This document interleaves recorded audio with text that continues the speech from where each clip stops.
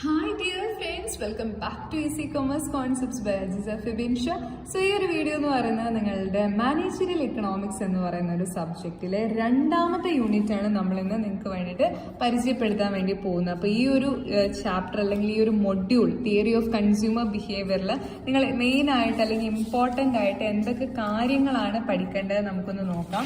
അതിൽ നിങ്ങൾ പഠിക്കേണ്ട കാര്യങ്ങൾ എന്ന് വെച്ച് കഴിഞ്ഞാൽ, ഒന്ന് തിയറി ഓഫ് കൺസ്യൂമർ ബിഹേവിയർ, അതിൻ്റെ ഒരു മീനിങ് ഒന്ന് നോക്കണം. പിന്നെ എന്താണ് cardinal analysis, law of diminishing marginal utility, consumer surplus എന്താണ്, ordinal approach, indifference curve analysis, consumer equilibrium, income consumption curve and price consumption curve, and Hicksian decomposition of price effect to the substitution effect and income effect, demand curve for normal, inferior and Giffen goods, concept of elasticity of demand, measurement of various elasticity of supply. ഇതിൽ elasticity of supply and elasticity of demand ഒക്കെ വളരെ important ആണ്. അതുപോലെ തന്നെ cardinal analysis, law of diminishing marginal utility, indifference curve വളരെ വളരെ important ആണ്. അപ്പോൾ ഞാൻ ഇമ്പോർട്ടൻ്റ് ആണെന്നുള്ള ഏരിയയിൽ കുറച്ചുകൂടെ ഡീറ്റെയിൽഡ് ആയിട്ടുള്ള ക്ലാസ്സസ് ഇന്ന് തരാൻ വേണ്ടിയിട്ട് നോക്കാം. അപ്പോൾ ഈ പറയുന്ന കാര്യങ്ങളൊക്കെ നല്ല രീതിയിൽ പഠിച്ച് നിങ്ങൾക്ക് തീർച്ചയായും നല്ല മാർക്ക് കിട്ടും. ഒന്നാമത്തെ മൊഡ്യൂള് മാനേജറിയൽ എക്കണോമിക്സ് നമ്മൾ ഡീറ്റെയിൽഡ് ആയിട്ടുള്ള ക്ലാസ്സസ് ചെയ്ത് കഴിഞ്ഞതാണ്. ഒരു 45 മിനിറ്റോളമുള്ള ക്ലാസ്സസ് ഉണ്ടായിരുന്നു. അപ്പോൾ നല്ല രീതിയിൽ തന്നെ അത് നിങ്ങൾ പഠിച്ചിട്ടുണ്ടാവും എന്നാണ് ഞാൻ വിശ്വസിക്കുന്നത്. ആ വീഡിയോ കാണാത്തവരുണ്ടെങ്കിൽ ഈ വീഡിയോൻ്റെ കമൻറ്റ് ബോക്സ് ചെക്ക് ചെയ്താൽ മതി. അതിൻ്റെ ഫസ്റ്റ് ലിങ്കായിട്ട് ഞാൻ കൊടുക്കാം കേട്ടോ. അപ്പോൾ എന്തായാലും ഫസ്റ്റ് കമന്റ് ആയിട്ട് പിൻ ചെയ്യാം ഒന്നാമത്തെ മൊഡ്യൂളിന്റെ ഒരു ലിങ്ക്. അപ്പൊ തീർച്ചയായും നിങ്ങൾ ഈ ഒരു വീഡിയോ മുഴുവനായിട്ട് കാണാൻ വേണ്ടി ശ്രമിക്കുക. അപ്പൊ നമ്മൾ മൊഡ്യൂൾ 2 സ്റ്റാർട്ട് ചെയ്യാൻ പോവാണ്. That is theory of consumer behaviour. അപ്പൊ ഈ ഒരു തിയറി ഓഫ് കൺസ്യൂമർ ബിഹേവിയർ എന്നുള്ള ഒരു ചാപ്റ്റർ നിങ്ങൾ നല്ല രീതിയിൽ പഠിക്കുകയാണെങ്കിൽ നിങ്ങൾക്ക് കുറച്ച് കാര്യങ്ങളൊക്കെ നല്ല രീതിയിൽ തന്നെ മനസ്സിലാക്കാൻ വേണ്ടിയിട്ട് സാധിക്കും. ആ ക്വസ്റ്റ്യൻസ് ഒക്കെ എന്തൊക്കെയാണെന്ന് നമുക്കൊന്ന് നോക്കാം. ഈ ഒരു ചാപ്റ്റർ നല്ല രീതിയിൽ പഠിക്കുകയാണെങ്കിൽ നിങ്ങൾക്ക് utility, marginal utility, cardinal utility, അതുപോലെ തന്നെ എന്താണ് consumer equilibrium, consumer surplus, ordinal utility approach, indifference curve, indifference schedule, marginal rate of substitution, indifference map, budget line, income effect, price effect, substitution effect, ഈ കാര്യത്തിനെ കുറിച്ചൊക്കെ ഒരു ഏകദേശം ഒരു ധാരണ, ഐഡിയ നിങ്ങൾക്ക് കിട്ടും. ഇതൊക്കെ അറിഞ്ഞിട്ട് വേണം നിങ്ങൾ പരീക്ഷയ്ക്ക് പോകാൻ. 2 മാർക്കിനും 3 മാർക്കിനും ഒക്കെ നല്ല രീതിയിൽ ചോദ്യങ്ങൾ വരുന്ന ഒരു ഏരിയ ആണ്. ഓക്കെ, റെഡി അല്ലേ? സോ എല്ലാ കൂട്ടുകാർക്കും നമ്മുടെ ഈ വീഡിയോയിലേക്ക് സ്വാഗതം. അപ്പോൾ തിയറി ഓഫ് കൺസ്യൂമർ ബിഹേവിയർ, അതിൽ ആദ്യം നമ്മൾ പഠിക്കാൻ വേണ്ടിയിട്ട് പോകുന്നത് എന്താണ്, ആരാണ് ഒരു കൺസ്യൂമർ, അല്ലെങ്കിൽ എന്താണ് ഡിമാൻഡ്, നമ്മൾ വളരെ വ്യക്തമായി മനസ്സിലാക്കിയിരിക്കണം. ഏതൊരു ബിസിനസ് സ്ഥാപനമാവട്ടെ, അതിന് എത്ര അടിപൊളി പ്രൊഡക്റ്റ് വിൽക്കുന്ന അല്ലെങ്കിൽ സർവീസ് പ്രൊവൈഡ് ചെയ്യുന്നൊരു സ്ഥാപനമാണെങ്കിലും അവിടെ അവർക്ക് പൊട്ടൻഷ്യൽ ആയിട്ടുള്ള കസ്റ്റമേഴ്സ് അല്ലെങ്കിൽ കൺസ്യൂമേഴ്സ് ഉണ്ടെങ്കിൽ ആ ഒരു ബിസിനസ്സിന് എന്തുണ്ടാവുള്ളൂ, സക്സസ് ഉണ്ടാവുള്ളൂ. സോ ഒരു ബിസിനസ്സിന്റെ സക്സസ് എന്ന് പറയുന്നത് അവർക്ക് എന്താണ്, അവരുടെ കസ്റ്റമറിന്റെ നീഡ്സിനെ മീറ്റ് ചെയ്യാനുള്ള എബിലിറ്റി ഉണ്ടെങ്കിൽ മാത്രമേ ആ ഒരു ബിസിനസ്സിന് സക്സസ് ഉണ്ടാവുമെന്ന് പറയാൻ പറ്റുള്ളൂ. അതായത് ഒരു കസ്റ്റമറിന്റെ നീഡ് കണ്ടുപിടിച്ച് അത് കൃത്യമായി സാറ്റിസ്ഫൈ ചെയ്യാൻ എബിലിറ്റി ഉള്ള, അതിന് കേപ്പബിൾ ആയിട്ടുള്ള ബിസിനസ്സിന് മാത്രമേ എന്തുണ്ടാവുള്ളൂ, സക്സസ് ഉണ്ടാവുള്ളൂ. സോ പീറ്റർ ഡ്രക്കർ പറഞ്ഞിട്ടുണ്ട്, there is only one valid definition of business purposes to create a customer. Customers bring in the revenue. അതായത് കസ്റ്റമേഴ്സിനെ ക്രിയേറ്റ് ചെയ്യാൻ സാധിക്കുന്നിടത്ത് മാത്രമേ ഒരു ബിസിനസ്സിന് എന്തുള്ളൂ, സക്സസ് ഉണ്ടാവുകയുള്ളൂ. അതാണ് ഒരു ബിസിനസിന്റെ പേർപ്പസ് ആയിട്ട് ഉണ്ടാവേണ്ടത്. കസ്റ്റമർ ആണ് നമുക്ക് റവന്യൂ ജനറേറ്റ് ചെയ്യാം. when there is no customer, there are no revenue and profit. ഒരു ബിസിനസ് എത്ര നല്ല പ്രൊഡക്റ്റ് വിറ്റ് കഴിഞ്ഞാലും അവർക്ക് ആ ഒരു പ്രൊഡക്റ്റ് ഉണ്ടാക്കി കഴിഞ്ഞാൽ ആ പ്രൊഡക്റ്റ് വാങ്ങാൻ ആളില്ലെങ്കിൽ അവർക്ക് റവന്യൂ ഉണ്ടാവില്ല, പ്രോഫിറ്റും ഉണ്ടാവില്ല. So therefore a business needs to understand what customers are willing and able to buy and what others are offering. അതായത് ഒരു ബിസിനസ് അറിഞ്ഞിരിക്കേണ്ട മോസ്റ്റ് ഇമ്പോർട്ടൻ്റ് ആയിട്ടുള്ള കാര്യം എന്ന് പറയുന്നത് കസ്റ്റമേഴ്സിന് എന്താണ് വേണ്ടത്. അവർ നമ്മുടെ കടയിലേക്ക് അല്ലെങ്കിൽ നമ്മുടെ സ്ഥാപനത്തിലേക്ക് വരണമെങ്കിൽ അവർക്ക് എന്താണ് നമ്മൾ ഓഫർ ചെയ്യേണ്ടത്, അല്ലെങ്കിൽ നമ്മുടെ സ്ഥാപനത്തിലേക്ക് വരാതെ മറ്റുള്ളവരിലേക്ക് അവർ പോകണമെങ്കിൽ മറ്റുള്ളവർ അവർക്ക് വേണ്ടി എന്താണ് ഓഫർ ചെയ്യുന്നതെന്ന് കൃത്യമായിട്ട് ഒരു ബിസിനസ് മനസ്സിലാക്കിയിരിക്കണം. And the quantity the customer are willing and able to buy in a given period is called demand. നമ്മുടെ സ്ഥാപനത്തിൽ നിന്നും എന്തോരം സാധനങ്ങൾ കസ്റ്റമേഴ്സ് വാങ്ങാൻ ആഗ്രഹിക്കുന്നുണ്ട്, അവർക്ക് അതിനുള്ള കഴിവുണ്ട് എന്ന് തീരുമാനിക്കുന്നതാണ് എന്ത് ഡിമാൻഡ് എന്ന് പറയുന്നത്. അപ്പൊ ഡിമാൻഡിന്റെ മീനിങ് എന്ന് പറയുന്നത് എന്താണ്? ഡിമാൻഡ് എന്ന് പറയുന്ന 3 കാര്യങ്ങൾ ചേർന്നതാണ് ഡിമാൻഡ് എന്ന് പറയുന്നത്. സോ മീനിങ് ഓഫ് ഡിമാൻഡ് എന്ന് പറയുമ്പോൾ എന്താണ്? Demand means a desire for a commodity backed by willingness to pay and ability to pay. അതായത് ഒരാൾക്ക് ഒരു സാധനം വാങ്ങിക്കാനുള്ള ഡിസയർ വേണം, അതിൻ്റെ കൂടെ വില്ലിംഗ്നെസ് വേണം, അത് വാങ്ങിക്കാനുള്ള കയ്യിൽ ക്യാഷും ഉണ്ടായിരിക്കണം. ഓക്കെ, അതിനെയാണ് ഡിമാൻഡ് എന്ന് പറയുന്നത്. സോ ലോ ഓഫ് ഡിമാൻഡ് എന്ന് പറയുന്നത് വളരെ ഇമ്പോർട്ടൻ്റ് ആയിട്ടുള്ള ഒരു കാര്യമാണ്. ലോ ഓഫ് ഡിമാൻഡ് എന്ന് വെച്ചാൽ ഒരു കമ്മോഡിറ്റിയുടെ പ്രൈസും ആ കമ്മോഡിറ്റിയുടെ ക്വാണ്ടിറ്റി ഡിമാൻഡും തമ്മിലുള്ള ആ ഒരു ഇൻവേഴ്സ് റിലേഷൻഷിപ്പാണ് എന്ത് ലോ ഓഫ് ഡിമാൻഡ് എന്ന് പറയുന്നത്. അതായത് ഒരു കമ്മോഡിറ്റിയുടെ പ്രൈസ് ഇൻക്രീസ് ചെയ്യുമ്പോൾ ആ ഒരു കമ്മോഡിറ്റിയുടെ ക്വാണ്ടിറ്റി ഡിമാൻഡ് ഡിക്രീസ് ചെയ്യും. ഇപ്പോൾ നമ്മുടെ കാര്യം തന്നെ എടുക്കാം. ഏതെങ്കിലും ഒരു പ്രൊഡക്റ്റിന്റെ വില കൂടുന്ന സമയത്ത് നമ്മൾ എന്താ വിചാരിക്കുക? കുറയുമ്പോൾ വാങ്ങാന്നല്ലേ വിചാരിക്കുക. നോർമലി അങ്ങനെയല്ലേ ചിന്തിക്കുക. അതായത് പൊതുവെ സാധനങ്ങളുടെ വില കൂടുമ്പോൾ അതിനോടുള്ള ആളുകളുടെ ഡിമാൻഡ് കുറയുകയും സാധനങ്ങളുടെ വില കുറയുമ്പോൾ അതിനോട് ആളുകൾക്ക് ഡിമാൻഡ് കൂടുകയാണ് ചെയ്യുക. Okay, so law of demand is the inverse relationship between the quantity demand and the price of the commodity. ഒരു സാധനത്തിന്റെ വിലയും ആ സാധനത്തിന്റെ ക്വാണ്ടിറ്റി ഡിമാൻഡും തമ്മിലുള്ള ആ ഒരു നെഗറ്റീവ് അല്ലെങ്കിൽ ഇൻവേഴ്സ് റിലേഷൻഷിപ്പിനെ വിളിക്കുന്ന പേരാണ് ലോ ഓഫ് ഡിമാൻഡ് എന്ന് പറയുന്നത്. അടുത്തൊന്നാണ് മാർജിനൽ ഡിമാൻഡ് അല്ലെങ്കിൽ യൂട്ടിലിറ്റി എന്ന് പറയും. നമുക്ക് യൂട്ടിലിറ്റി എന്ന് പറയാം കേട്ടോ ആ ഒരു ടേമിന്. യൂട്ടിലിറ്റി എന്ന് വെച്ച് കഴിഞ്ഞാൽ ഇപ്പോൾ നമ്മൾക്ക് വിശക്കുന്ന സമയത്ത് നമ്മളൊരു ഫുഡ് വാങ്ങി അത് കഴിക്കുമ്പോൾ നമ്മുടെ ആ ഒരു വിശപ്പ് അവിടെ അവസാനിക്കുന്നു, അല്ലെങ്കിൽ ആ ഒരു വിശപ്പ് അവിടത്തേക്ക് താൽക്കാലികമായിട്ട് ഇല്ലാതാകുന്നു. അങ്ങനെ നമ്മുടെ ഒരു ആവശ്യത്തെ, നമുക്ക് ഉള്ള ഒരു നീഡിനെ സാറ്റിസ്ഫൈ ചെയ്യാൻ ഒരു സാധനത്തിന് സാധിക്കുന്നുണ്ടെങ്കിൽ ആ ഒരു one satisfying capacity of a കമ്മോഡിറ്റിയെ വിളിക്കുന്ന പേരാണ് യൂട്ടിലിറ്റി എന്ന് പറയുന്നത്. ഓക്കെ, ഇപ്പൊ നമ്മളൊരു പ്രൊഡക്റ്റ് വാങ്ങി ഉപയോഗിക്കണമെങ്കിൽ നമുക്ക് ആ പ്രൊഡക്റ്റ് കൊണ്ട് എന്തെങ്കിലും ബെനിഫിറ്റ് അതിൽ നിന്ന് കിട്ടണം. Satisfaction should be there. Okay, എങ്കിൽ മാത്രമേ നമ്മൾ വീണ്ടും ആ ഒരു പ്രൊഡക്റ്റ് നമുക്ക് ഒരു ആവശ്യം വരുന്ന സമയത്ത് വാങ്ങാൻ നമ്മൾ റെഡി ആവുകയുള്ളൂ. നമുക്ക് ഒരു സാറ്റിസ്ഫാക്ഷൻ തരാത്തൊരു കമ്മോഡിറ്റി വീണ്ടും വാങ്ങാനോ ആർക്കും റെക്കമെൻഡ് ചെയ്യാനോ നമ്മൾ ആഗ്രഹിക്കുന്നില്ല. സോ യൂട്ടിലിറ്റിയാണ് ഡിമാൻഡിന്റെ ബേസിസ് എന്ന് പറയുന്നത്. നമുക്കൊരു കമ്മോഡിറ്റിയോട് ഒരു ഡിമാൻഡ് ഉണ്ടാവണമെങ്കിൽ ആ കമ്മോഡിറ്റി നമ്മൾ യൂസ് ചെയ്യുമ്പോൾ നമുക്ക് അതിൽ നിന്ന് എന്ത് വേണം? നമ്മുടെ നീഡ് സാറ്റിസ്ഫൈ ചെയ്യാൻ ആ ഒരു കമ്മോഡിറ്റിക്ക് കപ്പാസിറ്റി അല്ലെങ്കിൽ അതിന് ആ ഒരു കഴിവുണ്ടായിരിക്കണം, ഒരു എബിലിറ്റി ഉണ്ടായിരിക്കണം. അങ്ങനെ സാറ്റിസ്ഫൈ ചെയ്യാനുള്ള കപ്പാസിറ്റി ഒരു കമ്മോഡിറ്റിക്ക് ഉണ്ടെങ്കിൽ അതിനെ വിളിക്കുന്ന പേരാണ് യൂട്ടിലിറ്റി. യൂട്ടിലിറ്റിയാണ് ഒരു കമ്മോഡിറ്റിയുടെ ഡിമാൻഡ് ക്രിയേറ്റ് ചെയ്യുന്നത്. ഇപ്പോൾ നമ്മൾ ദാഹിക്കുന്ന സമയത്ത് ഒരു കടയിൽ പോയിട്ട് നമ്മൾ എന്ത് ഡ്രിങ്കാണ് ചോദിക്കുക, ആ ഒരു ഡ്രിങ്ക് നമ്മൾ കഴിക്കണമെങ്കിൽ നമ്മൾ ഇതിനു മുമ്പ് അത് വാങ്ങിച്ച് കഴിച്ചപ്പോൾ നമുക്ക് ആ ഒരു സാറ്റിസ്ഫാക്ഷൻ കിട്ടിയിട്ടുണ്ടാവും, അല്ലെ ആരെങ്കിലും നമുക്കത് റെക്കമെൻഡ് ചെയ്തിട്ടുണ്ടാവും. അപ്പൊ അങ്ങനെ ചെയ്യണമെങ്കിൽ ആ ഒരു കമ്മോഡിറ്റിക്ക് എന്ത് വേണം? യൂട്ടിലിറ്റി ഉണ്ടായിരിക്കണം. സോ അടുത്തതാണ് ടോട്ടൽ യൂട്ടിലിറ്റിയും മാർജിനൽ യൂട്ടിലിറ്റിയും. ടോട്ടൽ യൂട്ടിലിറ്റി എന്ന് വെച്ച് കഴിഞ്ഞാൽ ഒരു കമ്മോഡിറ്റി നമ്മൾ യൂസ് ചെയ്യുമ്പോൾ അതിൽ ഓരോരോ യൂണിറ്റ് നമ്മൾ കൺസ്യൂം ചെയ്യുന്നതുമായി ബന്ധപ്പെട്ട് നമുക്ക് കിട്ടുന്ന യൂട്ടിലിറ്റിന്റെ ആ ഒരു ആകെ തുകയെ വിളിക്കുന്ന പേരാണ് ടോട്ടൽ യൂട്ടിലിറ്റി എന്ന് പറയുന്നത്. മാർജിനൽ യൂട്ടിലിറ്റി എന്ന് വെച്ച് കഴിഞ്ഞാൽ അത് വളരെ ഇമ്പോർട്ടന്റ് ആയിട്ടുള്ള ഒരു തിയറിയാണ് കേട്ടോ മാർജിനൽ യൂട്ടിലിറ്റി എന്ന് പറയുന്നത്. മാർജിനൽ യൂട്ടിലിറ്റി എന്ന് വെച്ച് കഴിഞ്ഞാൽ നമ്മൾ ഒരു കമ്മോഡിറ്റിയുടെ ഓരോ യൂണിറ്റും അഡീഷണൽ ആയിട്ട്, അതായത് അഡീഷണൽ യൂണിറ്റ്സ് നമ്മൾ യൂസ് ചെയ്യുന്നതിനനുസരിച്ച് നമുക്ക് കിട്ടുന്ന യൂട്ടിലിറ്റിയാണ് എന്ത്? മാർജിനൽ യൂട്ടിലിറ്റി എന്ന് പറയുന്നത്. It is refers to the utility derived from the last unit of a commodity consume. ഒരു കമ്മോഡിറ്റി നമ്മൾ കൺസ്യൂം ചെയ്യുമ്പോൾ തൊട്ട് മുമ്പ്, അതായത് ഏറ്റവും അവസാനം ആ കമ്മോഡിറ്റിയിൽ നിന്ന് കമ്മോഡിറ്റി യൂസ് ചെയ്തതിൽ നിന്ന് നമുക്ക് കിട്ടിയിട്ടുള്ള സാറ്റിസ്ഫാക്ഷൻ ആണ് നമ്മൾ എന്ത് വിളിക്കുക? അഡീഷണൽ യൂട്ടിലിറ്റി അല്ലെങ്കിൽ അഡീഷണൽ മാർജിനൽ യൂട്ടിലിറ്റി എന്ന് വിളിക്കുക. സോ നമ്മൾ ഇപ്പോൾ ഒരു എക്സാമ്പിൾ എടുക്കുകയാണെങ്കിൽ from consuming 5 units of a commodity, ഒരു കമ്മോഡിറ്റി നമ്മൾ 5 യൂണിറ്റ് ആണ് യൂസ് ചെയ്യുന്നത്. And individual gets 200 units of total utility. അയാൾക്ക് ആ ഒരു കമ്മോഡിറ്റിയുടെ 5 യൂണിറ്റ്സ് യൂസ് ചെയ്യുന്ന സമയത്ത് അയാൾക്ക് 200 യൂണിറ്റ് ആണ് ടോട്ടൽ യൂട്ടിലിറ്റി ആയിട്ട് കിട്ടുന്നതെങ്കിൽ and from consuming 6 units he get 230 units. അതായത് 5 എണ്ണം യൂസ് ചെയ്തപ്പോഴാണ് 5 എണ്ണം കൺസ്യൂം ചെയ്തപ്പോൾ 200 യൂണിറ്റ് ആണ് അയാളുടെ ടോട്ടൽ യൂട്ടിലിറ്റി ആയിട്ട് കിട്ടിയത്.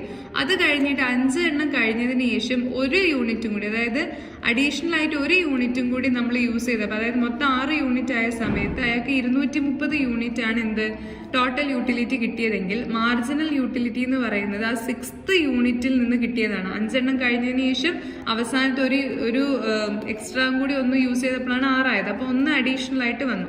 ആ അഡീഷണൽ നിന്ന് അപ്പോൾ 200-ൽ നിന്ന് 230 ആയി മാറി. അതായത് 5 യൂണിറ്റ് യൂസ് ചെയ്തപ്പോഴാണ് 230 ആയത്. 6ാമത്തെ ആയപ്പോൾ അത് 230 ആയി. അപ്പൊ 200-ൽ നിന്ന് 230 എന്ന് പറയുമ്പോൾ എത്രയാണ് കൂടിയത്? 30 അല്ലേ? അപ്പൊ ആ മാർജിനൽ യൂട്ടിലിറ്റി എന്ന് പറയുന്നത് അവിടെ 30 ആണ്. ക്ലിയർ അല്ലേ? അഡീഷണൽ ആയിട്ട് യൂസ് ചെയ്തപ്പോൾ കിട്ടിയ സാറ്റിസ്ഫാക്ഷൻ, അതാണ് അവിടെ 30 എന്ന് പറയുന്നത്.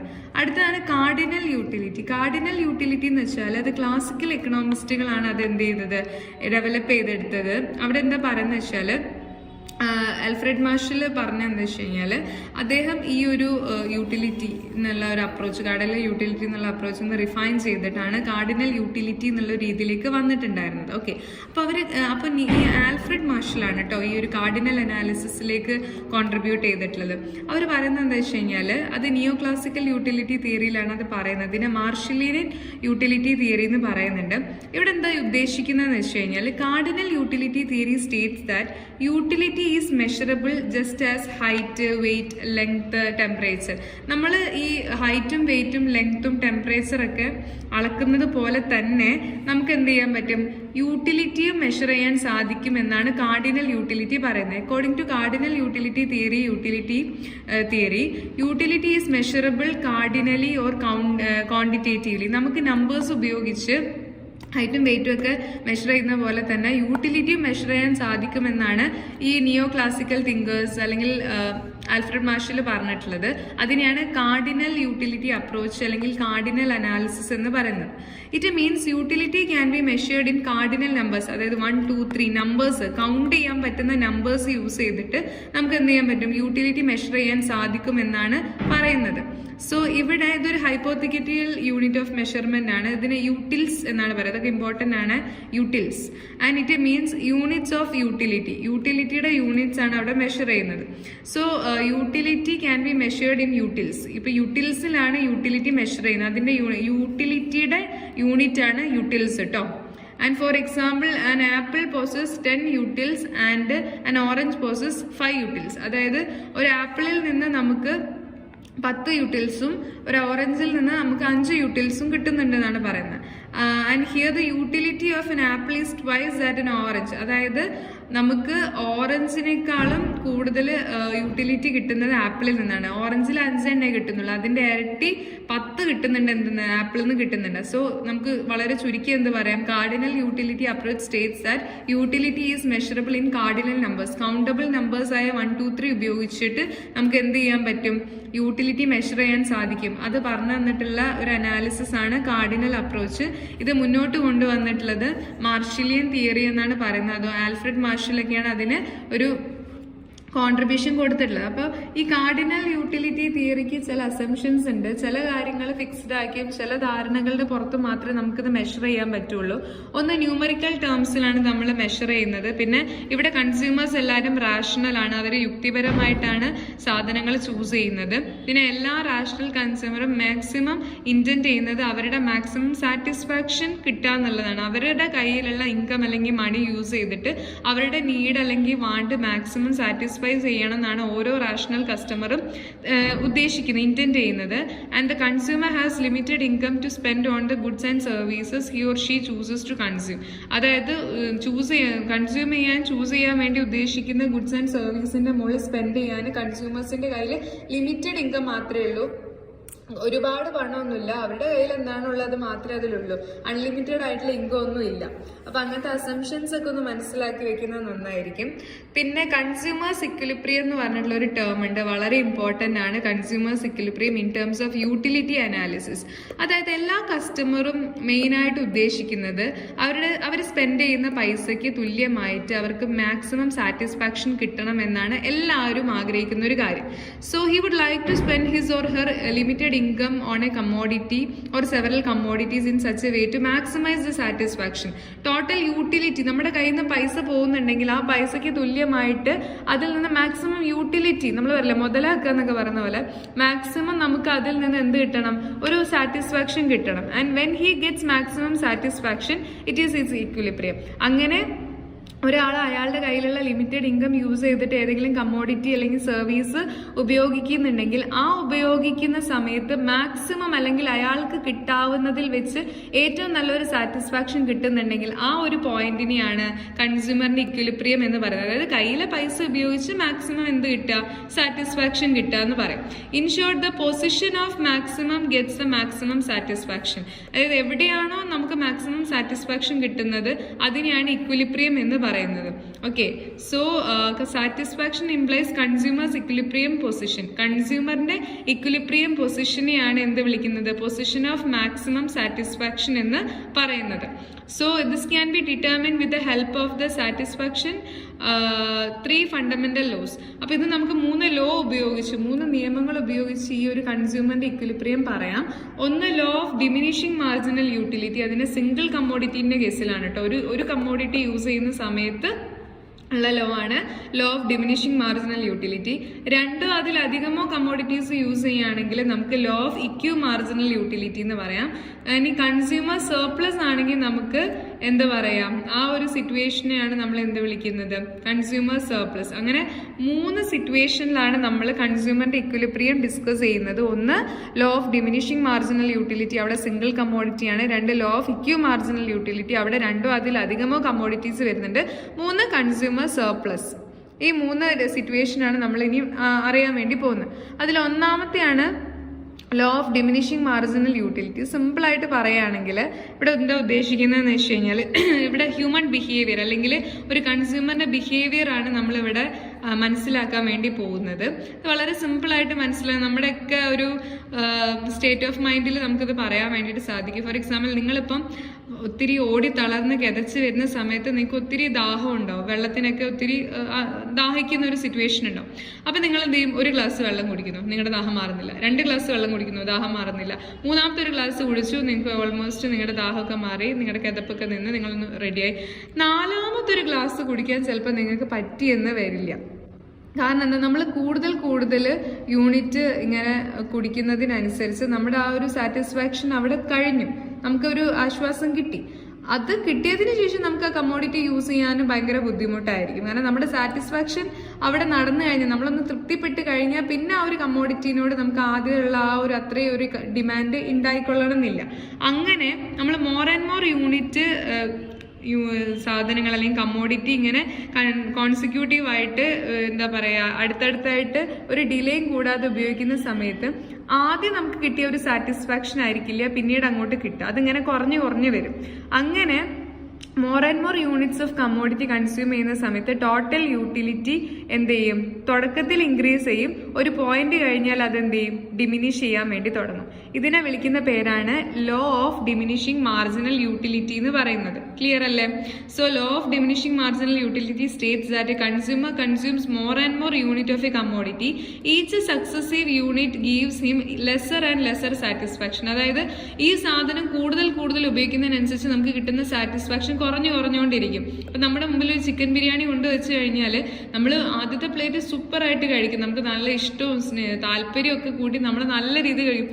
പിന്നെ ഒരു പ്ലേറ്റും കൂടി കൊണ്ടുവച്ച് കഴിഞ്ഞാൽ ആദ്യം നമ്മൾ കഴിച്ച ആ ഒരു ടേസ്റ്റിൽ അല്ലെങ്കിൽ ആദ്യം കഴിച്ച ആ ഒരു ഡിമാൻഡിൽ അല്ലെങ്കിൽ ആ ഒരു ആക്രാന്തത്തിൽ ചിലപ്പോൾ കഴിക്കാൻ പറ്റിയെന്ന് വരില്ല. കാരണം നമ്മുടെ വയറ് ഫുള്ളായി, നമുക്ക് ആ ഒരു സാറ്റിസ്ഫാക്ഷൻ കിട്ടി. പിന്നെ നമുക്ക് അതിൻ്റെ ആദ്യം കഴിച്ച അത്ര ഒരു കഴിക്കുമായിരിക്കും, പക്ഷെ ആ ഒരു സാറ്റിസ്ഫാക്ഷൻ ലെവൽ ആദ്യത്തേൻ്റെ അത്ര കിട്ടിയെന്ന് വരില്ല, അത് കുറയുകയാണ് ചെയ്യുക. ഇതിനെ വിളിക്കുന്ന പേരാണ് law of diminishing marginal utility എന്ന് പറയുന്നത്. Okay, so when we more and more units of a commodity consumed, the total utility from the commodity increases. First അത് increase ചെയ്യും, satisfaction increase ചെയ്യും at a diminishing rate. പിന്നെ എന്ത് ചെയ്യും, കുറഞ്ഞു വരും. ഒരു ഡിമിനിഷിംഗ് റേറ്റിലാവും, പിന്നെ അത് എന്ത് ചെയ്യുക, ഇൻക്രീസ് ചെയ്യുക. നമുക്ക് സാറ്റിസ്ഫാക്ഷൻ ഉണ്ടോയെന്ന് വെച്ചാൽ ഉണ്ട്, പക്ഷേ ഒരു ഡിമിനിഷിംഗ് റേറ്റിലായിരിക്കും, ഒരു കുറഞ്ഞ അളവിലായിരിക്കും ആ സാറ്റിസ്ഫാക്ഷൻ ഉണ്ടാവുക. പിന്നെ പോയി അത് നെഗറ്റീവായിട്ട് മാറും. റെഡി അല്ലേ? സോ ഇതാണ് law of diminishing marginal utility. Important ആയിട്ടുള്ള ഒരു കാര്യമാണ്, നല്ല രീതിയിൽ തന്നെ അത് പഠിക്കണം.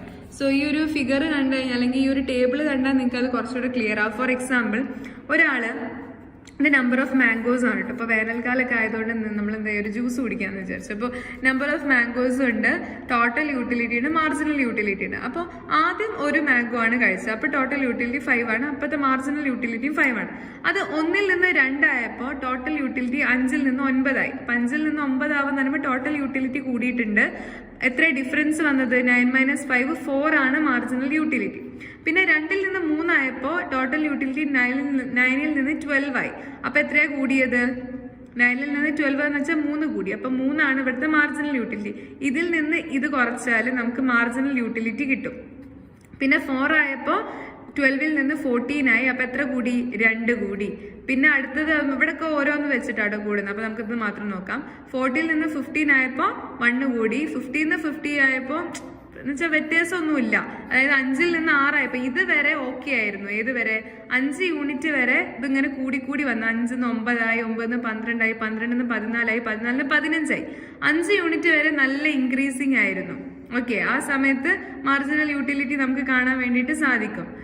പിന്നെ 5 നിന്ന് 6 ആയി, കൂടുതൽ യൂസ് ചെയ്യാൻ തുടങ്ങിയപ്പോൾ യൂട്ടിലിറ്റിക്ക് വ്യത്യാസമൊന്നുമില്ല, അത് 15 തന്നെയായി. അപ്പൊ എന്തായി? മാർജിനൽ യൂട്ടിലിറ്റി ഇല്ല. 15 - 15 0. പിന്നെ 6 നിന്ന് 7 ആയപ്പോൾ 15 ഉള്ളത് എന്തായി? ഇത്രയും നേരം കൂടി വന്നതായിരുന്നു, അത് പിന്നീട് കുറയാൻ തുടങ്ങി, 14 ആയിട്ട് കുറയാൻ തുടങ്ങി. അപ്പൊ എത്രയായി? -1 ആവാൻ തുടങ്ങി മാർജിനൽ യൂട്ടിലിറ്റി. അതാ പറഞ്ഞത്, കൂടുതൽ യൂണിറ്റ് യൂസ് ചെയ്യുന്നതിനനുസരിച്ച് തുടക്കത്തിലൊക്കെ ഇൻക്രീസ് ഉണ്ടാവും, പക്ഷേ പിന്നീട് ഇൻക്രീസ് ഉണ്ടാകാനുള്ള സാധ്യത കുറവാണ്. പിന്നീട് ഡിമിനിഷ് ചെയ്യാനാണ് ചാൻസ്. അപ്പൊ മാർജിനൽ യൂട്ടിലിറ്റി നെഗറ്റീവ് ആവും. ഇത് വളരെ നല്ല രീതിയിൽ കാണിച്ചു തരുന്ന ഒരു ഗ്രാഫാണിത്. ഈ ഗ്രാഫ് വരയ്ക്കാനൊക്കെ നന്നായിട്ട് പഠിക്കണം. അതായത് എക്സ് ആക്സിസിൽ നമ്പർ ഓഫ് യൂണിറ്റ്സ്, അതായത് ഏത് കമ്മോഡിറ്റി എന്നുള്ളത് കാണിക്കാം. വൈ ആക്സിസിൽ ഇതിന്റെ ടോട്ടൽ യൂട്ടിലിറ്റിയും മാർജിനൽ യൂട്ടിലിറ്റിയും കാണിക്കുക. ഈ കാണുന്ന ഈ ഒരു ലൈനാണ് ടോട്ടൽ യൂട്ടിലിറ്റി. അതെന്ത് ചെയ്യും? തുടക്കത്തിൽ ഇങ്ങനെ കൂടി വരും. ഒരു പൊസിഷനിൽ എത്തുമ്പോൾ അത് എന്താവും? വ്യത്യാസമില്ലാതെ. ഇവിടെ കണ്ടോ, 15 ഒരു വ്യത്യാസമില്ലാണ്ട് നിന്നു, അത് വ്യത്യാസമില്ലാണ്ട് നിന്നും. അതിന്റെ പീക്ക് പോയിന്റിൽ എത്തിക്കഴിഞ്ഞാൽ പിന്നെ അത് എന്താവാൻ തുടങ്ങും? ഡിക്ലൈൻ ചെയ്യാൻ വേണ്ടിയിട്ട് തുടങ്ങും, ഡിക്രീസ് ആവാൻ വേണ്ടിയിട്ട് തുടങ്ങും. ആ സമയത്ത് മാർജിനൽ യൂട്ടിലിറ്റി നോക്കുക. അതായത് മാർജിനൽ യൂട്ടിലിറ്റി എന്ന് പറയുന്ന സമയത്ത് ഇവിടെ നമുക്ക് കാണാൻ പറ്റും. അതായത് എവിടെ വെച്ചിട്ടാണോ ടോട്ടൽ യൂട്ടിലിറ്റി അതിന്റെ പീക്കിൽ എത്തുന്നത്, ആ സമയത്ത് ടോട്ടൽ യൂട്ടിലിറ്റി പീക്കിൽ എത്തുന്ന സമയത്ത് മാർജിനൽ യൂട്ടിലിറ്റി 0 ആവും. ഇതാ ടോട്ടൽ യൂട്ടിലിറ്റി, ഇതാണ് ടോട്ടൽ യൂട്ടിലിറ്റി. അത് പീക്കിലെത്തി. ആ സമയത്ത് താഴോട്ട് നമ്മൾ വരച്ചു കഴിഞ്ഞാൽ അവിടെയാണ് എന്ത് നിൽക്കുക? മാർജിനൽ യൂട്ടിലിറ്റി നിൽക്കുക. ഓക്കെ, പിന്നെ ടോട്ടൽ യൂട്ടിലിറ്റി കുറയാൻ തുടങ്ങി കഴിഞ്ഞാൽ മാർജിനൽ യൂട്ടിലിറ്റി നെഗറ്റീവിലേക്ക് പോകും. കണ്ടോ, താഴോട്ട് പോകുന്ന കണ്ടോ.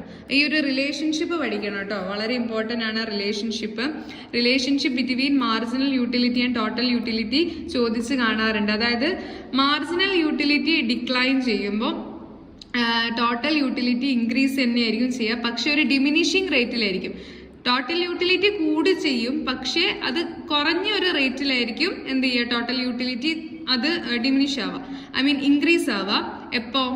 ഈ ഡിമിനിഷിങ് റേറ്റിൽ ടോട്ടൽ യൂട്ടിലിറ്റി കുറഞ്ഞുകൊണ്ടിരിക്കും. പക്ഷെ കാണുന്ന സമയത്ത് എന്താണ്? ടോട്ടൽ യൂട്ടിലിറ്റി ഇൻക്രീസിങ് തന്നെയാണ്, പക്ഷെ ഡിമിനിഷിങ് റേറ്റിലായിരിക്കും. ഒരു കുറഞ്ഞ ഒരു റേറ്റ് നിരക്കിൽ ടോട്ടൽ യൂട്ടിലിറ്റി കൂടും, അപ്പം മാർജിനൽ യൂട്ടിലിറ്റി കുറയും.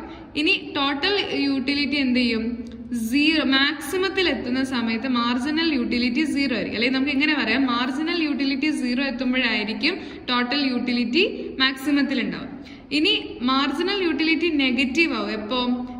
നമ്മുടെ ടോട്ടൽ യൂട്ടിലിറ്റി ഡിക്ലൈൻ ചെയ്യാൻ വേണ്ടി തുടങ്ങുമ്പോൾ മാർജിനൽ യൂട്ടിലിറ്റി നെഗറ്റീവ് ആവും. ഈ നേരത്തെ പറഞ്ഞ സംഭവങ്ങളൊക്കെ ഒരു രീതിയിൽ ചെയ്തതേ ഉള്ളൂ. ഇത് ഇമ്പോർട്ടൻ്റ് ആണ്, നല്ല രീതിയിൽ തന്നെ പഠിക്കുക, വളരെ ഇമ്പോർട്ടൻ്റ് ആണ്. പിന്നെ നമ്മൾ പഠിക്കുന്ന സമയത്ത് ഈ ഒരു ഡിമിനിഷിങ് മാർജിനൽ യൂട്ടിലിറ്റിയുടെ പ്രാക്ടിക്കൽ ഇമ്പോർട്ടൻസ് എന്തൊക്കെയാന്ന് വെച്ചാൽ ടാക്സേഷൻ പേർപ്പസിനൊക്കെ കുറച്ച് ഹെൽപ്ഫുൾ ആണ്. പിന്നെ ഇത് വെൽത്തിന്റെ ഡിസ്ട്രിബ്യൂഷൻ, ഈക്വൽ ഡിസ്ട്രിബ്യൂഷൻ ഓഫ് വെൽത്തുമായി ബന്ധപ്പെട്ടുള്ള പോളിസിക്കൊക്കെ ഒരു ബേസിസ് ക്രിയേറ്റ് ചെയ്യാൻ ഹെൽപ്പ് ചെയ്യുന്നുണ്ട്. പിന്നെ ഇത് നമുക്ക് ഡെയിലി എക്സ്പെൻഡിച്ചർ റെഗുലേറ്റ് ചെയ്യാൻ ഹെൽപ്പ് ചെയ്യുന്നുണ്ട്, മാർക്കറ്റ് പ്രൈസ് ഡിറ്റർമൈൻ ചെയ്യാൻ സഹായിക്കുന്നുണ്ട്, മോണോപോളിസ്റ്റിന് ഇത് ഒത്തിരി ഹെൽപ്ഫുൾ ചെയ്യുന്നുണ്ട്. പിന്നെ എക്കണോമിക് ലോസിനൊക്കെ ഉള്ള ഒരു ബേസിസ് ആണ്. അടുത്ത നമുക്ക് പഠിക്കാനുള്ളതാണ് കൺസ്യൂമർ സർപ്ലസ്. കൺസ്യൂമർ സർപ്ലസ് നല്ലോണം മനസ്സിലാക്കേണ്ട ഒരു ഏരിയ ആണ്. The concept of consumer surplus was originally developed by the French engineer economist A.J. Dupuit. അദ്ദേഹം പറയുന്നത് എന്താ വെച്ച് കഴിഞ്ഞാൽ he tried to measure consumer surplus that would accrue people as a result of the construction of a bridge across the river. അതായത് ഒരു പുഴയ്ക്ക് കുറുകെ ഒരു പാലം അല്ലെങ്കിൽ ഒരു പാലം നമ്മൾ കൺസ്ട്രക്ട് ചെയ്യുന്നത് പോലെയാണ് എന്നാണ് പറയുന്നത്. But Marshall refine the concept of in the book principles of economics. Marshall അദ്ദേഹത്തിന്റെ ബുക്കായ പ്രിൻസിപ്പിൾ ഓഫ് എക്കണോമിക്സിൽ ഇതിനെ ഒന്ന് റിഫൈൻ ചെയ്ത് പറയുന്നുണ്ട്. അദ്ദേഹം എന്ത് ചെയ്യുന്നുണ്ട്, കുറച്ചുകൂടെ ഒരു പ്രിസൈസ് ആയിട്ടുള്ള ഒരു ഡെഫിനിഷൻ ഇതിന് വേണ്ടിയിട്ട് കൊടുക്കുന്നുണ്ട്. അതായത് there are certain commodities which are highly helpful but they are relatively cheap. അതായത് നമുക്ക് വളരെ അത്യാവശ്യമായിട്ടുള്ള സാധനങ്ങളുണ്ട് നമ്മുടെ ലൈഫിൽ. ഇപ്പൊ നിങ്ങളുടെ വീട്ടിൽ തന്നെ ഇപ്പൊ കിച്ചണിൽ ഉപ്പ്, പഞ്ചസാര, മുളക് പൊടി, മഞ്ഞൾപ്പൊടി ഇതൊക്കെ ഇല്ലാത്ത സിറ്റുവേഷൻ എന്ന് പറയുന്നത് ഭയങ്കര ബുദ്ധിമുട്ടായിരിക്കും. എസ്പെഷ്യലി ഉപ്പും പഞ്ചസാരയും ഇല്ലെങ്കിൽ വളരെ ബുദ്ധിമുട്ടായിരിക്കും. പക്ഷേ ഈ ഉപ്പ് പഞ്ചസാരയുടെ കേസ് അവിടെ നിൽക്കട്ടെ, പഞ്ചസാരയ്ക്കൊക്കെ അത്യാവശ്യം വിലയുണ്ട്. ഉപ്പിന്റെ കേസ് എടുക്കുകയാണെങ്കിൽ ഉപ്പിന് വലിയ വിലയില്ല, കുറച്ചുകൂടെ ചീപ്പാണ്. പക്ഷെ ഇമ്പോർട്ടൻറ്റും ആണ്, അറ്റ് ദ സെയിം ടൈം ചീപ്പുമാണ്. അതായത് വില കുറവാണെന്നാണ് കേട്ടോ പറയുന്നത്. അതുപോലെ സംഭവം news paper, salt, match box, post card ഇതൊക്കെ ഇമ്പോർട്ടൻ്റ് ആയിട്ടുള്ള സംഭവങ്ങൾ തന്നെയാണ്, പക്ഷെ വില കുറവാണ്. ന്യൂസ് പേപ്പറിനൊക്കെ അത്യാവശ്യം വിലയുണ്ട്, എന്നാലും കമ്പാരിറ്റ് ചെയ്യുന്ന സമയത്ത് വില കുറവാണ്. Are some classic examples and for these commodities we are often prepared to pay higher price than what we actually pay. Thus, we get an extra or a surplus satisfaction over and above the price we pay. അതായത് നമ്മൾ പേ ചെയ്യുന്ന ആ ഒരു എമൗണ്ടിൽ നമുക്ക് ഒരു extra satisfaction കിട്ടും എന്നാണ് പറയുന്നത്. അങ്ങനെ നമ്മൾ പേ ചെയ്യുന്ന സമയത്ത് നമ്മൾ സാധാരണ പേ ചെയ്യുന്ന ഹയർ പ്രൈസ് ആണല്ലോ, സാധനങ്ങൾക്ക് പൊതുവേ നമ്മൾ പേ ചെയ്യുന്ന ഹയർ പ്രൈസ് ആണ്. എന്നാൽ for those commodities V often നമ്മൾ പലപ്പോഴും നമ്മൾ പ്രിപ്പയർഡ് ആണ് എന്തിന്, ഹയർ പ്രൈസ് പേ ചെയ്യാൻ പ്രിപ്പയർഡ് ആണ് ദാൻ വാട്ട് വി ആക്ച്വലി പേ. നമ്മൾ ശരിക്കും പേ ചെയ്യുന്നതിനേക്കാൾ കുറവാണ്, പക്ഷെ ചില സിറ്റുവേഷൻ നമ്മൾ അതിനേക്കാൾ കൂടുതൽ പേ ചെയ്യുന്ന സമയത്ത് നമുക്കൊരു എക്സ്ട്രാ സർപ്ലസ് സാറ്റിസ്ഫാക്ഷൻ കിട്ടും എന്നാണ് പറയുന്നത്, over and above the price we pay. So ഇതിനെ ഈ ഒരു സിറ്റുവേഷനെ വിളിക്കുന്ന പേരാണ് consumer surplus. And for instance a post card is price 50 paise. ഒരു പോസ്റ്റ് കാർഡിന് 50 പൈസയേ ഉള്ളൂ.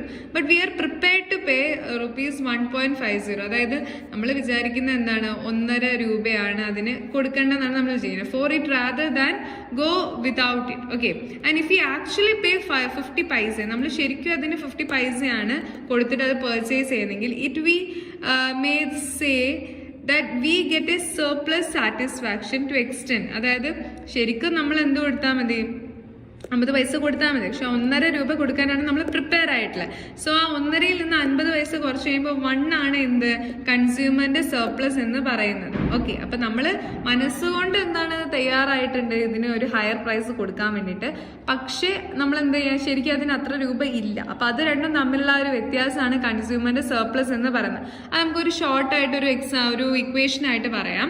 കൺസ്യൂമറിന്റെ സർപ്ലസ് എന്ന് പറഞ്ഞാൽ what we may prepare to pay minus what we actually pay. അതായത് ചില സിറ്റുവേഷനിൽ നമ്മൾ കടയിലൊക്കെ സാധനങ്ങൾ വാങ്ങിക്കാൻ പോകുന്ന സമയത്ത് നമ്മൾ ചിലപ്പോൾ വിചാരിക്കും, ഇതിന് ഇത്ര രൂപ ഉണ്ടാകും, അതായത് ചിലപ്പോൾ ഇതിനൊരു 200 രൂപ ഉണ്ടാവും നമ്മൾ വിചാരിക്കുന്നതാണ്. പക്ഷെ നമ്മൾ വില ചോദിച്ച സമയത്ത് അതിന് 150 റുപ്പീസേ ഉള്ളൂ, അപ്പോൾ അല്ലെങ്കിൽ 100 റുപ്പീസേ ഉള്ളൂ. അപ്പം നമ്മൾ ശരിക്കും എത്ര പേ ചെയ്താൽ മതി, നമ്മൾ വിചാരിച്ച 200-നേക്കാൾ കുറഞ്ഞ എമൗണ്ട് പേ ചെയ്തത്. ഇനിയിപ്പോൾ ഒരു 150 റുപ്പീസാണ് പേ ചെയ്യുന്നതെങ്കിൽ അത് തമ്മിലുള്ള ഒരു ഡിഫറൻസ് ഇത്ര 50 അല്ലേ. അപ്പോൾ ആ 50 ആണ് കൺസ്യൂമറിന് ഒരു കൺസ്യൂമർ സർപ്ലസ് എന്ന് പറയുന്നത്. ക്ലിയർ അല്ലേ? അത് ആ രീതിയിൽ മനസ്സിലാക്കുക. അപ്പോൾ നോക്കുക, number of orange 1 marginal utility, അതായത് പ്രൈസ് വില്ലിംഗ് ടു പേ എന്ന് പറയുന്നത് 6 റുപ്പീസ് ആണ്. ശരിക്കും അതിന് 2 രൂപ നമ്മൾ സ്പെൻഡ് ചെയ്താൽ മതി, ശരിക്കും അതിന് 2 രൂപ കൊടുത്താൽ മതി. അപ്പോൾ 6 - 2 4 ആണ് അവിടുത്തെ കൺസ്യൂമറിന്റെ സർപ്ലസ്. ഇനി 2 ഓറഞ്ചാണ്, 2 ഓറഞ്ച് നമ്മൾ വാങ്ങുകയാണ്. അപ്പോൾ നമ്മൾ വില്ലിംഗ് ചെയ്യുന്നത് 5 രൂപ കൊടുക്കാൻ വേണ്ടിയിട്ടാണ്, പക്ഷേ അതിനെന്താണ് 2 രൂപ കൊടുത്താൽ മതി. അപ്പം എന്താണ് അത് നമ്മൾ 5 - 3 5 - 2 3. ശരിക്കും ഇതാണ് സ്പെൻഡ് ചെയ്യേണ്ട എമൗണ്ട്, പക്ഷെ ഇതാണ് നമ്മൾ മനസ്സിൽ നമ്മൾ എന്താ പറയുക വില്ലിംഗ് ചെയ്യുന്ന എമൗണ്ട്, നമ്മൾ കൊടുക്കാൻ വേണ്ടിയിട്ട് വിചാരിച്ച എമൗണ്ട്. അപ്പൊ ആ എമൗണ്ടിൽ നിന്ന് ശരിക്കുള്ള എമൗണ്ട് കുറച്ച് കഴിയുമ്പോൾ നമുക്ക് കിട്ടുന്ന ആ ഒരു ബാലൻസ് ആണ് കൺസ്യൂമറിന്റെ സർപ്ലസ് എന്ന് പറയുന്നത്. സോ ഇത് നമ്മൾ എന്ത് ചെയ്യുക, ടോട്ടൽ ചെയ്യുക. നമ്മൾ ടോട്ടൽ ചെയ്ത് വെക്കുക. സോ കൺസ്യൂമർ സർപ്ലസ് എന്ന് പറയുമ്പോൾ ടോട്ടൽ യൂട്ടിലിറ്റി ഇത് മുഴുവൻ കൂട്ടിയിട്ടുള്ള എമൗണ്ട് 20 മൈനസ് ശരിക്കും നമ്മൾ സ്പെൻഡ് ചെയ്ത എമൗണ്ട് 10. അപ്പൊ 20 മൈനസ് 10 ആണ് എന്ത് നമ്മുടെ കൺസ്യൂമറിന്റെ സർപ്ലസ് എന്ന് പറയുന്നത്. ക്ലിയർ അല്ലേ? അപ്പൊ ഈ രീതിയിലൊക്കെയുള്ള ക്വസ്റ്റ്യൻസ് വരാൻ സാധ്യതയുണ്ട്. അതുമായി ബന്ധപ്പെട്ടിട്ടുള്ള ക്വാണ്ടിറ്റി പർച്ചേസ് ചെയ്തിട്ടുള്ള ഡയഗ്രം ഒക്കെ വരയ്ക്കാൻ വേണ്ടിയിട്ട് നോക്കാം. പിന്നെ കൺസ്യൂമർ സർപ്ലസുമായി ബന്ധപ്പെട്ടുള്ള അസംഷൻസ് ഒക്കെ ഒന്ന് നോക്കി വെക്കുന്നത് നന്നായിരിക്കും. യൂട്ടിലിറ്റി നമുക്ക് മെഷർ ചെയ്യാൻ പറ്റണം. അതുപോലെ മാർജിനൽ യൂട്ടിലിറ്റി ഓഫ് മണി കൺസ്യൂമറിന്റെ റിമൈൻ ആണ്, അതിൽ മാറ്റമൊന്നുമില്ല. അതായത് ഇത് മാറാൻ വേണ്ടിയിട്ട് പാടില്ല. അതേപോലെ തന്നെ the commodity has no substitute. ഇപ്പൊ ഈ കമ്മോഡിറ്റി അല്ലെങ്കിൽ വേറൊരു കമ്മോഡിറ്റി എന്ന് തന്നെ പോകാൻ വേണ്ടിയിട്ട് വേറൊരു സബ്സ്റ്റിറ്റ്യൂട്ട് ഉണ്ടാവാൻ പാടില്ല. പിന്നെ കൺസ്യൂമറിന്റെ ഇൻകം, ടേസ്റ്റ് ആൻഡ് പ്രിഫറൻസും ഫാഷനൊക്കെ കോൺസ്റ്റന്റ് ആയിട്ട് റിമൈൻ ചെയ്യണം. അങ്ങനത്തെ കാര്യങ്ങളൊക്കെ ഉണ്ട്. പിന്നെ അതുമായി ബന്ധപ്പെട്ട ചില ക്രിറ്റിസിസം, ലിമിറ്റേഷൻസ് പറയുകയാണെങ്കിൽ ഇത് ഒരു അൺറിയലിസ്റ്റിക് അസംഷന്റെ ബേസിലാണ് ചെയ്യുന്നത്. ഇത് കംപ്ലീറ്റ്ലി ഇമാജിനേറ്ററി ആണ്, ഇത് മെഷർ ചെയ്യാൻ പറ്റില്ല. പിന്നെ ഇത് നെസസറി ഓഫ് ലൈഫിന്റെ ആവശ്യഘട്ടങ്ങളിൽ നമുക്കിത് യൂസ് ചെയ്യാൻ വേണ്ടിയിട്ടൊന്നും അത്ര പ്രാക്ടിക്കലി അപ്ലിക്കബിൾ ഒന്നും അല്ല. പിന്നെ കൺസ്യൂമറിന്റെ സർപ്ലസ് ഇപ്പൊ രണ്ട് വ്യത്യസ്ത പേഴ്സന്റെ കൺസ്യൂമറിന്റെ സർപ്ലസ് തമ്മിൽ കമ്പയർ ചെയ്യാൻ ഡിഫിക്കൽട്ട് ആണ്. ഇത് ഇൻകം എഫക്ട് എന്ത് ചെയ്യുന്നുണ്ട്, നെഗ്ലക്ട് ചെയ്യുന്നുണ്ട് എന്നാണ് പറയുന്നത്. ഓക്കെ, അതുപോലെ തന്നെ practical importance of concept of consumer surplus ചോദിച്ചു കഴിഞ്ഞാൽ അതിന്റെ പ്രാക്ടിക്കൽ ഇമ്പോർട്ടൻസ് എന്ന് വെച്ചാൽ ഇപ്പൊ ഗവൺമെന്റിനൊക്കെ ഇത് ഇമ്പോർട്ടന്റ് ആയിട്ടുള്ള ഒരു കാര്യമാണ്. അതുപോലെ തന്നെ മോണോപ്പൊളിസ്റ്റിന് ഇതെന്താണ്, that is very useful to the monopolist fixing the price of the product. ഒരു പ്രൊഡക്റ്റ് പ്രൈസ് ഫിക്സ് ചെയ്യാൻ വേണ്ടിയിട്ട് ഹെൽപ്പ് ചെയ്യുന്നുണ്ട്. പിന്നെ നല്ല രീതിയിൽ സ്റ്റാൻഡേർഡ് ഓഫ് ലിവിങ് കമ്പയർ ചെയ്യാൻ വേണ്ടി സഹായിക്കുന്നുണ്ട്. ഇന്റർനാഷണൽ ട്രേഡിന് ഇമ്പോർട്ടന്റ് ആയിട്ട് ഹെൽപ്പ് ചെയ്യുന്നുണ്ട്. പിന്നെ വാല്യൂ മെഷർ ചെയ്യാൻ സഹായിക്കുന്നുണ്ട്, അതിന് ഇമ്പോർട്ടൻസ് കൊടുക്കുന്നുണ്ട്. അപ്പൊ ഇത്രയും നേരം നമ്മൾ പറഞ്ഞത് കാർഡിനൽ അപ്രോച്ച് ആണ്. ഇനി നമ്മൾ നോക്കാൻ പോകുന്ന ഓർഡിനൽ യൂട്ടിലിറ്റി അപ്രോച്ച് ആണ്. പിന്നെ ഇൻഡിഫറൻസ് കർവ് അനാലിസിസ് ഒരു ടെക്നിക്ക് എന്ന് പറയാറുണ്ട് കേട്ടോ. അതായത് ഇവിടെ നമ്മൾ മെഷർ ചെയ്യല്ല ചെയ്യുക, ഇവിടെ നമ്മൾ റാങ്ക് ചെയ്യാണ് ചെയ്യുക. അതായത് ഒന്നാമത്തെ ഈ ഒരു പ്രൊഡക്റ്റിൽ നിന്ന് എനിക്ക് എന്താ പറയാ ഇത്രാമത്തെ ഒരു സാറ്റിസ്ഫാക്ഷൻ കിട്ടി. റാങ്ക് ചെയ്യില്ലേ നമ്മൾ 1, 2, 3 എന്ന് പറഞ്ഞിട്ട് നമ്മൾ റാങ്ക് ചെയ്യാണ് ചെയ്യുക. ഫസ്റ്റ്, സെക്കൻഡ്, തേർഡ് അങ്ങനെ റാങ്ക് ചെയ്യുന്നതിനെയാണ് ഓർഡിനൽ യൂട്ടിലിറ്റി അനാലിസിസ് എന്ന് പറയുന്നത്. So it is a first introduced by the English economist. ഒരു ഇംഗ്ലീഷ് എക്കണോമിസ്റ്റ് ആണ് ഇത് യൂസ് ചെയ്തത്. അതുപോലെ തന്നെ പെരാറ്റോ എന്ന് പറഞ്ഞിട്ടുള്ള ഒരാൾ ഇത് റിഫൈൻ ചെയ്തിട്ടുണ്ട് 1906. അദ്ദേഹം പറയുന്നുണ്ട് ഇതെന്താണ് ഒരു ഓർഡിനൽ അല്ലെങ്കിൽ അപ്രോച്ച് എന്താണെന്ന് പറയുന്നുണ്ട്. സോ ഇവിടെ ഈ ഒരു ഇൻഡിഫറൻസ് കർവ് അനാലിസിസ് എന്നത് പറയുന്നുണ്ട്. ഇവിടെ യൂട്ടിലിറ്റിയെ നമുക്ക് എന്ത് ചെയ്യാൻ പറ്റില്ല, കാർഡിനൽ നമ്പേഴ്സ് ഉപയോഗിച്ച് മെഷർ ചെയ്യാനൊന്നും പറ്റില്ല.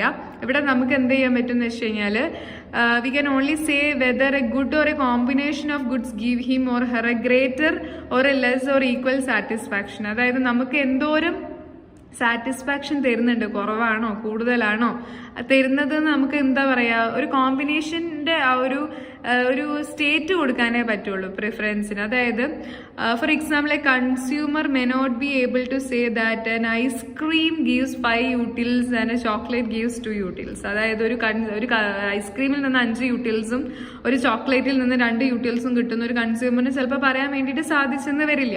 But he or she can always say that whether the chocolate give more or less utility than ice cream. അതായത് ഇതിൽ ഏതാണ് കൂടുതൽ ഇഷ്ടമായത് അല്ലെങ്കിൽ ഇതിൽ ഏതാണ് കൂടുതൽ സാറ്റിസ്ഫാക്ഷൻ തരുന്നതെന്ന് ചോദിച്ചാൽ നമുക്ക് രണ്ടും കൂടി കമ്പയർ ചെയ്തിട്ട് പറയാൻ വേണ്ടിയിട്ട് സാധിക്കും. സോ ഇങ്ങനെ നമുക്ക് റാങ്ക് ചെയ്തിട്ട് അല്ലെങ്കിൽ നമുക്കതിനെ കമ്പയർ ചെയ്തിട്ട് ഒന്നാണ് മറ്റേതിനേക്കാൾ മോർ സാറ്റിസ്ഫാക്ഷൻ തരുന്നത് എന്ന് നമുക്ക് എന്ത് ചെയ്യാൻ പറ്റും, പറയാൻ വേണ്ടിയിട്ട് പറ്റും. So this assumption forms the basis of ordinary theory of consumer behaviour അല്ലെങ്കിൽ ഇൻഡിഫറൻസ് കർവ് അനാലിസിസ് എന്ന് പറയും. In short the ordinary approach involves the use of ordinal numbers to measure the utility. അതായത് പ്രൊഡക്ട്സിന്റെ യൂട്ടിലിറ്റി മെഷർ ചെയ്യാൻ നമ്മൾ ordering ആണ് ചെയ്യുന്നത്. ഇവിടെ നമ്പേഴ്സ് 1, 2, 3 കാർഡിലിന്റെ നമ്പേഴ്സിൽ the number of 2 for example is a twice the number 1. അതായത് ഒന്നിനേക്കാൾ കൂടുതൽ 2, അതായത് ഒന്നിന്റെ ഇരട്ടിയാണല്ലോ 2. അങ്ങനെ നമുക്ക് പറയാം ഇതിനേക്കാൾ ഇരട്ടി ടേസ്റ്റ് ഉണ്ട് ഇത് അങ്ങനെ, അല്ലെങ്കിൽ ത്രൈസ് എന്നൊക്കെ പറയില്ല നമ്മളിപ്പോ 3ന്റെ ത്രൈസ് ആണ് 9 എന്ന് പറയുന്നത്. So in contrast 1 first, second, third നമ്മൾ എന്താണ് യൂസ് ചെയ്യുന്നത്, കാർഡിനൽ നമ്പേഴ്സ്. അതായത് ഓർഡർ ചെയ്യാണ് ഒന്നാമത്തെ, രണ്ടാമത്തെ ഇതിൽ നിന്ന് എനിക്ക് ഇത്ര ഇത് കിട്ടുന്നുണ്ട് എന്നല്ല, ഇതിനേക്കാൾ ഇത് ബെറ്റർ ആണ്, അല്ലെങ്കിൽ ഫസ്റ്റ് പ്രിഫറൻസ് ഞാൻ അതിന് കൊടുക്കുന്നു, സെക്കൻഡ് ഇതിന് കൊടുക്കുന്നു, അങ്ങനെ ഒരു ഓർഡറിങ് ചെയ്യാൻ വേണ്ടിയിട്ട് പറ്റുന്നതാണ് അതിൽ പറയുന്നത്. അടുത്തൊരു ഇമ്പോർട്ടൻ്റ് ആയിട്ടുള്ള ഒരു സംഭവമാണ്, that is indifference curve. Indifference curve എന്ന് വെച്ച് കഴിഞ്ഞാൽ അതൊരു കോമ്പിനേഷൻ ആണ് അല്ലെങ്കിൽ ലോക്കസ് ആണെന്ന് പറയാം. കൺസ്യൂമറിന് ഈക്വൽ ലെവൽ ഓഫ് സാറ്റിസ്ഫാക്ഷൻ അല്ലെങ്കിൽ ഏതൊരു കോമ്പിനേഷൻ ഓഫ് ഗുഡ് കൊടുത്തു കഴിഞ്ഞാലും ആ ഒരു കോമ്പിനേഷനിൽ നിന്നൊരു കൺസ്യൂമറിന് same level of total satisfaction അല്ലെങ്കിൽ ഈക്വൽ ലെവൽ ഓഫ് സാറ്റിസ്ഫാക്ഷൻ കിട്ടുകയാണെങ്കിൽ, ഇപ്പൊ 2 ബണ്ടിലുണ്ട്, ഒരു ബണ്ടിലിൽ ഇത്ര സാധനങ്ങൾ, 2 സാധനം, വേറൊരു ബണ്ടിലിൽ ഈ 2 സാധനം, ഈ 2 ബണ്ടിൽ കൊടുത്തു കഴിഞ്ഞാലും കൺസ്യൂമറിന് രണ്ടും ഒരുപോലെ തന്നെയാണ്. കാരണം 2ൽ നിന്നും ഈക്വൽ ലെവൽ ഓഫ് സാറ്റിസ്ഫാക്ഷൻ ആണ് അദ്ദേഹത്തിന് കിട്ടുന്നത്. So let us give ordinal numbers to list and arrange the order preference. അതിൽ നിന്ന് അയാൾക്ക് തീരുമാനിക്കാം ഫസ്റ്റ്, സെക്കൻഡ്, തേർഡ് അങ്ങനെ ഒരു ഓർഡർ കൊടുക്കാൻ വേണ്ടിയിട്ട് വേണമെങ്കിൽ പറയാം. So ഈൽസ് more satisfaction for the first. ഒന്നിനേക്കാൾ ചിലപ്പോൾ രണ്ടാമത്തേതിനായിരിക്കും കൂടുതൽ സാറ്റിസ്ഫാക്ഷൻ, അല്ലെങ്കിൽ 2നേക്കാൾ മൂന്നാമത്തായിരിക്കും സാറ്റിസ്ഫാക്ഷൻ, അല്ലെങ്കിൽ എല്ലാത്തിനേക്കാളും കൂടുതൽ 1നായിരിക്കും സാറ്റിസ്ഫാക്ഷൻ ഉണ്ടാവാം. അങ്ങനെ ചെയ്യുന്ന ആ ഒരു if all combinations of 2 or more goods which give the same level of satisfaction, അങ്ങനെയാണെങ്കിൽ നമുക്ക് പറയാം ആ ഒരു കൺസ്യൂമർ ആ ഒരു കോമ്പിനേഷൻ ഓഫ് ബണ്ടിൽസിനോട് ഇൻഡിഫറൻ്റ് ആണെന്ന് പറയാം. കാരണം അയാൾക്ക് സെയിം കൈൻഡ് ഓഫ് സാറ്റിസ്ഫാക്ഷൻ ആണ് എല്ലാ ബണ്ടിൽ നിന്നും കിട്ടുന്നത്. So such curve is called indifference curve. അങ്ങനെയുള്ള same combination, same kind of satisfaction level തരുന്ന കമ്മോഡിറ്റീസിന്റെ കോമ്പിനേഷൻസ് ചേർത്ത് വരച്ചിട്ടുള്ള ആ ഒരു കർവിനെ വിളിക്കുന്ന പേരാണ് ഇൻഡിഫറൻസ് കർവ് എന്ന് പറയുന്നത്. അതിന്റെ ഒരു ഷെഡ്യൂളിനെ വിളിക്കുന്ന പേരാണ് ഇൻഡിഫറൻസ് ഷെഡ്യൂൾ എന്ന് പറയുന്നത്. അതിൽ കോമ്പിനേഷൻ കാണിക്കും, units of apple, units of orange. ഇപ്പോൾ എ എന്ന് പറയുന്ന കോമ്പിനേഷനിൽ ആപ്പിൾ 1ഉം ഓറഞ്ച് 20ഉം ആണ്. അതെന്താണ്? അതൊരു കോമ്പിനേഷൻ ആണ്. ഓക്കെ, അതുപോലെ തന്നെ ബി എന്ന് പറയുന്ന കോമ്പിനേഷനിൽ ആപ്പിൾ 2ഉം അതേപോലെ ഓറഞ്ച് 15 എണ്ണം. അപ്പൊ 15 ഓറഞ്ചും 2 ആപ്പിളുള്ള ഒരു കോമ്പിനേഷൻ. പിന്നെ 11 ഓറഞ്ചും 3 ആപ്പിളുള്ള വേറൊരു കോമ്പിനേഷൻ. 18 ഓറഞ്ചും 4 ആപ്പിളുള്ള വേറൊരു കോമ്പിനേഷൻ. 6 ഓറഞ്ചും 5 ആപ്പിളുള്ള വേറൊരു കോമ്പിനേഷൻ. അപ്പൊ ഇവിടെ എന്ന് പറയുന്നത് which shows the 5 combination of apple and orange. ആപ്പിളിനെ ഓറഞ്ചിനെ 5 കോമ്പിനേഷൻ ആണ് ഇവിടെ കാണാൻ വേണ്ടിയിട്ട് പറ്റുന്നത്. One of these combination yield the same level of satisfaction to the customer. അതായത് ഇതിൽ ചിലപ്പം പലതും ഒരേ കൈൻഡ് ഓഫ് സാറ്റിസ്ഫാക്ഷൻ ആയിരിക്കും കൺസ്യൂമറിന് തരുന്നത്. Then the consumer can choose any of this alternative combination. അപ്പോൾ കൺസ്യൂമറിനെ തീരുമാനിക്കുന്നത് ഞാൻ ഇതിൽ ഏത് കോമ്പിനേഷൻ എടുക്കണം, അത് അയാളുടെ തീരുമാനമാണ്. അപ്പം ഇങ്ങനെയാണ് ഇൻഡിഫറൻസ് കർവ് ഉണ്ടാവുക. അത് ഇമ്പോർട്ടൻ്റ് ആണ്. ഇൻഡിഫറൻസ് കർവ് വരയ്ക്കാൻ വേണ്ടി പഠിക്കണം. ഇൻഡിഫറൻസ് കർവ് എന്ന് പറയുന്നത് ഇങ്ങനെ ഒറിജിനോട് കോൺവെക്സ് ആയിട്ടാണ് ഉണ്ടാവുക. It is convex to the origin എന്നാണ് പറയുക. ഓക്കെ, ഇൻഡിഫറൻസ് കർവിന്റെ ഷേപ്പ് പഠിക്കുക, അത് വരയ്ക്കാൻ പഠിക്കുക. ഇവിടെ നമ്പർ ഓഫ് ആപ്പിളും നമ്പർ ഓഫ് ഓറഞ്ചും കൊടുത്തിട്ടുണ്ട്. ഓരോ കോമ്പിനേഷൻ കൊടുത്തിട്ടുണ്ട്. ഒന്നാമത്തെ കോമ്പിനേഷനിൽ ആപ്പിൾ എത്രയാണ്? ആപ്പിള് നമുക്ക് 1 പറയുന്ന സമയത്ത് നമുക്ക് ഓറഞ്ച് എന്ന് പറയുന്നത് 20 ആണ് അല്ലേ? ആപ്പിൾ 1 സമയത്ത് ഓറഞ്ച് 20 ആണ്. അപ്പൊ ഇത് വെച്ചിട്ടുള്ള ആ ഒരു കർവ് ആണ് അവിടെ വരയ്ക്കുന്നത് ഒന്നാമത്തതിൽ കേട്ടോ. അതായത് ആപ്പിള് 1 സമയത്ത് ഓറഞ്ച് 20, രണ്ടാമത്തേലേക്ക് ആപ്പിള് 2 സമയത്ത് ഓറഞ്ച് 15 ആണ്. ആപ്പിള് 3 സമയത്ത് സി ഓറഞ്ച് 11, ആപ്പിള് 4 സമയത്ത് ഡി ഓറഞ്ച് 8, ആപ്പിൾ 5 സമയത്ത് ഈ ഓറഞ്ച് 6. അപ്പൊ ഈ രീതിയിൽ നമ്മൾ പോയിന്റ്സ് പ്ലോട്ട് ചെയ്തിട്ട് അത് വരയ്ക്കുന്ന സമയത്ത് ഇങ്ങനെയാണ് അതിന്റെ കർവ് ഉണ്ടാവുക. ഇതിനെയാണ് ഇൻഡിഫറൻസ് കർവ് എന്ന് വിളിക്കുക. സോ ഇൻഡിഫറൻസ് കർവിന്റെ ചില അസംഷൻസ് ഉണ്ട്. ഇത് ഇമ്പോർട്ടന്റ് ആണ്. കൺസ്യൂമർ റാഷണൽ ആയിരിക്കണം. അതുപോലെ തന്നെ കൺസ്യൂമർ ഗ്രൂപ്പ് ഓഫ് 2 കോമ്പിനേഷൻ, 2 കൂട്ടുള്ള കോമ്പിനേഷൻ ആയിരിക്കണം ചൂസ് ചെയ്യുക. അതുപോലെ കൺസ്യൂമറിന് full knowledge about the market ഉണ്ടായിരിക്കണം. അതുപോലെ തന്നെ കൺസ്യൂമർ എന്ത് ചെയ്യണം? Utility cannot be measured cardinally measure ചെയ്യാൻ വേണ്ടിയിട്ട് സാധിക്കില്ല. Marginal utility of money not remain constant, marginal utility മാറിക്കൊണ്ടിരിക്കും. പിന്നെ അദ്ദേഹത്തിന്റെ ചോയ്സ് മാറ്റാൻ പാടില്ല, കൺസിസ്റ്റന്റ് ആയിട്ട് ഇരിക്കണം. റെഡി? അതിൽ നമുക്ക് പഠിക്കേണ്ട സമ്മാണ് മാർജിനൽ റേറ്റ് ഓഫ് സബ്സ്റ്റിറ്റ്യൂഷൻ. അതായത് അഡീഷണൽ ആയിട്ട് ഒരു യൂണിറ്റ് മറ്റേതിനെക്കാട്ടി കൂടുതൽ കിട്ടണമെങ്കിൽ നമ്മൾ വേണ്ടാന്ന് വെക്കേണ്ടി വരും. അത് ഞാൻ സിമ്പിൾ ആയിട്ട് പറഞ്ഞുതരാം. ഇപ്പൊ ഇവിടെ ആപ്പിളും ഉണ്ട് ഓറഞ്ചും ഉണ്ട് അല്ലെ? ഇവിടെ ആപ്പിൾ 1ഉം ഓറഞ്ച് 20ഉം ആണ്. അത് കഴിഞ്ഞിട്ട് അവിടെ നമുക്ക് MRS ഒന്നുമില്ല, മാർജിനൽ റേറ്റ് ഓഫ് സബ്സ്റ്റിറ്റ്യൂഷൻ ഇല്ല ആദ്യത്തെ കേസിൽ. ഇനി രണ്ടാമത്തെ ബിയിലേക്ക് വരുന്ന സമയത്ത് ആപ്പിൾ 2ആയി. അതായത് ആപ്പിൾ 1ൽ നിന്ന് ആപ്പിൾ 2ആയിട്ട് കൂടിയപ്പോൾ ഓറഞ്ച് 20ൽ നിന്ന് 15 ആയിട്ട് കുറഞ്ഞു. അപ്പോൾ 1ൽ ഇവിടെ ഇൻക്രീസ് ഉണ്ടായപ്പോൾ ഇവിടെ ഡിക്രീസ് ഉണ്ടായില്ലേ? അങ്ങനെ ഒരു ആപ്പിൾ എക്സ്ട്രാ കിട്ടുന്നതിന് വേണ്ടി ഓറഞ്ച് എത്ര എണ്ണം വേണ്ടാന്ന് വെച്ചു? 20ൽ നിന്ന് 15 ആയി. അപ്പൊ എത്ര കുറഞ്ഞു? 5 കുറഞ്ഞു. ആ 5 ആണ് മാർജിനൽ റേറ്റ് ഓഫ് സബ്സ്റ്റിറ്റ്യൂഷൻ എന്ന് പറയുന്നത്. അതേസമയം നോക്കിക്കേ, ഇത് ആപ്പിൾ 2-ൽ നിന്ന് 3 കൂടിയപ്പം ഓറഞ്ച് 15-ൽ നിന്ന് വീണ്ടും 11 കുറഞ്ഞു. എത്ര കുറഞ്ഞു? 4 കുറഞ്ഞു. ആ 4 ഇവിടുത്തെ MRS. ഇനി 3-ൽ നിന്ന് ആപ്പിൾ 4 കൂട്ടാൻ വേണ്ടിയിട്ട് ഓറഞ്ച് 11-ൽ നിന്ന് 8 കുറഞ്ഞു. അപ്പൊ എത്ര കുറഞ്ഞു? 3 കുറഞ്ഞു. പിന്നെ ആപ്പിൾ 4-ൽ നിന്ന് 5 കൂടിയപ്പോൾ ഓറഞ്ച് 8-ൽ നിന്ന് വീണ്ടും 6 കുറഞ്ഞു. എത്ര കുറഞ്ഞു? 2 കുറഞ്ഞു. അങ്ങനെ ഒരു യൂണിറ്റ് ഒരു കമ്മോഡിറ്റി അഡീഷണൽ ആയിട്ട് കിട്ടാൻ വേണ്ടി മറ്റേ കമ്മോഡിറ്റിയിൽ നമ്മൾ വേണ്ട എന്ന് വെക്കപ്പെടുന്ന, അല്ലെങ്കിൽ നമ്മൾ ഫോർഗോൺ ചെയ്യുന്ന, അല്ലെങ്കിൽ നമ്മൾ ഗിവ് അപ്പ് ചെയ്യുന്ന ആ ഒരു യൂണിറ്റിനെയാണ് എന്ത് വിളിക്കുന്നത്? MRS അല്ലെങ്കിൽ മാർജിനൽ റേറ്റ് ഓഫ് സബ്സ്റ്റിറ്റ്യൂഷൻ എന്ന് പറയുന്നത്. ക്ലിയർ അല്ലേ? അതായത് delta orange divided by delta apple. അതായത് ഓറഞ്ചിൽ എത്ര മാറ്റം ഉണ്ടാകുന്നു ഡിവൈഡഡ് ബൈ നമ്മുടെ ആപ്പിളിൽ എത്ര മാറ്റം ഉണ്ടാവും. നോക്കിക്കേ, 20 മൈനസ് 15 ആണ് ഡെൽറ്റ ഒ എന്ന് പറയുന്നത്. ചേഞ്ച് ആണ് ചോദിക്കുന്നത്. ചേഞ്ച് ആണ് കേട്ടോ ഈ ഡെൽറ്റ. ഡെൽറ്റ എന്ന് വെച്ചാൽ ചേഞ്ച്. അതായത് ഓറഞ്ചിൽ എത്ര മാറ്റം ഉണ്ടായി? എത്ര മാറ്റം ഉണ്ടായി? 20-ൽ നിന്ന് 15 കുറഞ്ഞു. അപ്പോഴോ 20 minus 15 5 divided by delta A. Apple എത്ര മാറ്റം ഉണ്ടായി? 1-ൽ നിന്ന് 2 ആയി. അപ്പൊ 1 ആണ് ചേഞ്ച് ചെയ്തത്. അപ്പൊ 5 divided by 1 that is 5. 5 divide by 1 5.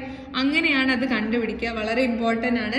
അപ്പൊ നമുക്ക് അറിയാം ഇങ്ങനെ കുറഞ്ഞ് വരാവുന്നതാണ് നമ്മൾ പഠിച്ചത്. Diminishing marginal rate of substitution. നോക്കിക്കേ, ആദ്യം 5 പിന്നെ 4 പിന്നെ 3 2 അതായത് മാർജിനൽ റേറ്റ് ഓഫ് സബ്സ്റ്റിറ്റ്യൂഷൻ കുറഞ്ഞ് വരികയാണ് ചെയ്യുക. കണ്ടോ, കുറഞ്ഞ് വരികയാണ് ചെയ്യുക. അതുകൊണ്ടാണ് ഈ ഇൻഡിഫറൻസ് കർവ് ഇങ്ങനെ നെഗറ്റീവ്ലി സ്ലോപ്പ് ആയിട്ട് ഇരിക്കുന്നത്. അപ്പോൾ diminishing marginal rate of substitution എങ്ങനെയാണ് കണ്ടുപിടിക്കാന്നാണ് നമ്മളിപ്പോൾ നോക്കിയത്. ഇനി വളരെ പ്രധാനപ്പെട്ട ഒരു കാര്യമാണ് പറയാൻ പോകുന്നത്. ശ്രദ്ധ വേണം, നല്ല ശ്രദ്ധ വേണം. Indifference curve. ഇൻഡിഫറൻസ് കർവ് എന്ന് പറയുന്ന സമയത്ത് ഇൻഡിഫറൻസ് കർവിന്റെ ഫീച്ചേഴ്സ് വളരെ ഇമ്പോർട്ടന്റ് ആണ്. ഇൻഡിഫറൻസ് കർവിന്റെ ആ ഒരു കൂട്ടത്തെ വിളിക്കുന്ന പേരാണ് ഇൻഡിഫറൻസ് മാപ്പ് എന്ന് പറയുന്നത്. അതായത് ഒരു ഇതിൽ തന്നെ നമുക്ക് പല ഇൻഡിഫറൻസ് കർവുകൾ കാണിക്കാൻ പറ്റും. IC1, IC2, IC3, IC4 അങ്ങനെ കാണിക്കാൻ പറ്റും. അപ്പൊ ഇൻഡിഫറൻസ് കർവുകളുടെ കൂട്ടത്തെ, it is a set of indifference കർവിനെയാണ് ഇൻഡിഫറൻസ് മാപ്പ് എന്ന് വിളിക്കുക. പിന്നെ ഇൻഡിഫറൻസ് കർവ് എന്ന് പറയുന്നത് ഡൗൺവേർഡ് സ്ലോപ്പ് ആയിരിക്കും. അതായത് ലെഫ്റ്റിൽ നിന്ന് റൈറ്റിലേക്ക് ചെരിഞ്ഞുകൊണ്ടാണ്, നെഗറ്റീവ്ലി സ്ലോപ്ഡ് ആണ് എന്ത് ഇൻഡിഫറൻസ് കർവ് എന്ന് പറയുന്നത്. പിന്നെ indifference curve convex to the point of origin ആണ്. ഇതാണ് ഒറിജിൻ. ഇതിനോട് കോൺവെക്സ് ആയിട്ട് ഇങ്ങനെ പുറം തിരിഞ്ഞു നിൽക്കുന്ന പോലെ കോൺവെക്സ് ആയിട്ടാണ് എന്ത് നിൽക്കുന്നത്? ഇൻഡിഫറൻസ് കർവ് നിൽക്കുന്നത്. പിന്നെ 2 ഇൻഡിഫറൻസ് കർവുകൾ ഒരിക്കലും കൂട്ടിമുട്ടില്ല. അതായത് ഇൻഡിഫറൻസ് കർവുകൾ എന്താണ്? പരസ്പരം കൂട്ടിമുട്ടാതെ പാരലൽ ആയിട്ടാണ് അങ്ങനെ പോവുക. പാരലൽ ആയിട്ടല്ല, കൂട്ടിമുട്ടില്ല എന്നാണ് പറയുന്നത്. നെവർ ഇന്റർസെക്ട് ഈച്ച് അതർ എന്നാണ് പറയാ. And IC do not be parallel. അത് പാരലൽ ഒന്നുമല്ല, പക്ഷെ എന്താവില്ല, അത് കൂട്ടിമുട്ടില്ല. ഓക്കെ, അപ്പൊ നല്ല രീതിയിൽ ഇൻഡിഫറൻസ് കർവിന്റെ ഫീച്ചേഴ്സ് പഠിക്കുക. ഇൻഡിഫറൻസ് കർവുകൾ നല്ല രീതിയിൽ മനസ്സിലാക്കുക. അതിന്റെ കർവ്, അതിന്റെ ഷേപ്പ്. പിന്നെ ഇൻഡിഫറൻസ് കർവ് എവിടെയൊക്കെ യൂസ് ചെയ്യാന്ന് വെച്ചാൽ പ്രൊഡക്ഷൻ ഫംഗ്ഷനിൽ യൂസ് ചെയ്യുന്ന ഹെൽപ്പ് ചെയ്യുന്നുണ്ട്, എക്സ്ചേഞ്ചിന് ഹെൽപ്ഫുൾ ആവുന്നുണ്ട്, ഇന്റർനാഷണൽ ട്രേഡിന് ഹെൽപ്ഫുൾ ആവുന്നുണ്ട്, ടാക്സേഷനും പബ്ലിക് ഫിനാൻസിനും ഗവൺമെന്റിനും മാനേജ്മെന്റിന്റെ ഇൻവെസ്റ്റ്മെന്റിനും ഒക്കെ അത് ഒത്തിരി സഹായിക്കുന്നുണ്ട്. അതൊന്ന് നോക്കി വെക്കാം. പിന്നെ നമ്മൾ നോക്കേണ്ട ഒരു കേസാണ് യൂട്ടിലിറ്റി അനാലിസിസും ഇൻഡിഫറൻസ് അനാലിസിസും. ഇത് ചോദിക്കാൻ നല്ല സാധ്യതയുണ്ട്. നല്ല രീതിയിൽ പഠിക്കുക.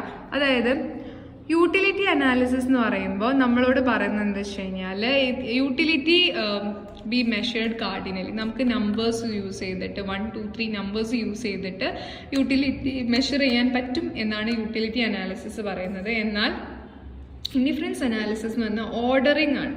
Tells that utility cannot be measured. Utility measure ചെയ്യാൻ പറ്റില്ല. നമുക്കത് കമ്പയർ ഒക്കെ ചെയ്യാൻ വേണ്ടിയിട്ട് പറ്റും, പക്ഷെ മെഷർ ചെയ്യാൻ പറ്റില്ല. പിന്നെ യൂട്ടിലിറ്റി അനാലിസിസ് അസ്യൂം ചെയ്യുന്നത് എന്താണെന്ന് വെച്ചാൽ marginal utility of money is constant. അതായത് മണിയുടെ മാർജിനൽ യൂട്ടിലിറ്റി മാറത്തില്ല, അത് കോൺസ്റ്റന്റ് ആയിട്ട് അങ്ങനെ നിലനിൽക്കും. ആൻഡ് ഇൻഡിഫറൻറ്റ് അനാലിസിസിൽ മാർജിനൽ യൂട്ടിലിറ്റി ഓഫ് മണി എന്തല്ല, കോൺസ്റ്റന്റ് അല്ല, അത് മാറ്റത്തിന് വിധേയമാണ്. പിന്നെ യൂട്ടിലിറ്റി അനാലിസിസിൽ which does not distinguish between income effect and substitution effect. Substitution എഫക്റ്റും ഇൻകം എഫക്റ്റും ഒന്നും അവിടെ യാതൊരു രീതിയിലും കൺസിഡർ ചെയ്തില്ല. ആ ഒരു ഡിഫറൻസ് അവിടെ എന്ത് ചെയ്യുന്നില്ല, കണക്കെടുക്കുന്നില്ല, ഒരു ഡിസ്റ്റിങ്വിഷ്മെന്റും വരുന്നില്ല. എന്നാൽ ഇൻഡിഫറൻസ് അനാലിസിസിൽ ഇൻകം എഫക്റ്റും സബ്സ്റ്റിറ്റ്യൂഷൻ എഫക്റ്റ് ഒക്കെ നമ്മൾ കൺസിഡർ ചെയ്യുന്നുണ്ട്. പിന്നെ utility analysis which does not recognise interdependence of goods തമ്മിലുള്ള അങ്ങോട്ടും ഇങ്ങോട്ടുള്ള ഇന്റർ ഡിപ്പെൻഡൻസ് ഒന്നും അവിടെ യാതൊരു രീതിയിലും കൺസിഡർ ചെയ്യുന്നില്ല. ഇൻഡിഫറൻസ് കർവിൽ അത് കൺസിഡർ ചെയ്യുന്നുണ്ട്. Recognise the complementary and substitutory goods. അതായത് ഒരുമിച്ച് യൂസ് ചെയ്യുന്ന ഗുഡ്സ് ആണ് എന്ത് കോംപ്ലിമെന്ററി ഗുഡ്സ്. സബ്സ്റ്റിറ്റ്യൂട്ട് ഗുഡ്സ് എന്ന് വെച്ചാൽ ഒന്നിന് പകരം യൂസ് ചെയ്യുന്നത്. ഇത് രണ്ടും അവിടെ നമ്മൾ കൺസിഡർ ചെയ്യുന്നുണ്ട്.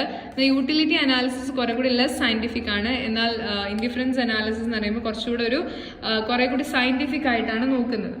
അടുത്ത ഇമ്പോർട്ടൻ്റ് ആയിട്ട് പഠിക്കേണ്ട ഒരു സംഭവമാണ് ബഡ്ജറ്റ് ലൈൻ. ബഡ്ജറ്റ് ലൈൻ എന്ന് വെച്ചാൽ ഒന്നുമില്ല, ഒരു കൺസ്യൂമറിന്റെ കയ്യിലുള്ള ഇൻകം യൂസ് ചെയ്തിട്ട് അയാൾക്ക് പർച്ചേസ് ചെയ്യാൻ സാധിക്കുന്ന വിലയുള്ള കമ്മോഡിറ്റീന്റെ കോമ്പിനേഷൻ കാണിക്കുന്ന എന്താ പറയാ, ആ കോമ്പിനേഷൻസിന്റെ ബണ്ടിൽസ് കൂട്ടി യോജിപ്പിച്ച് കഴിയുമ്പോൾ വരയ്ക്കുന്ന ഒരു ലൈനാണ് இந்த ബഡ്ജറ്റ് ലൈൻ എന്ന് പറയുന്നത്.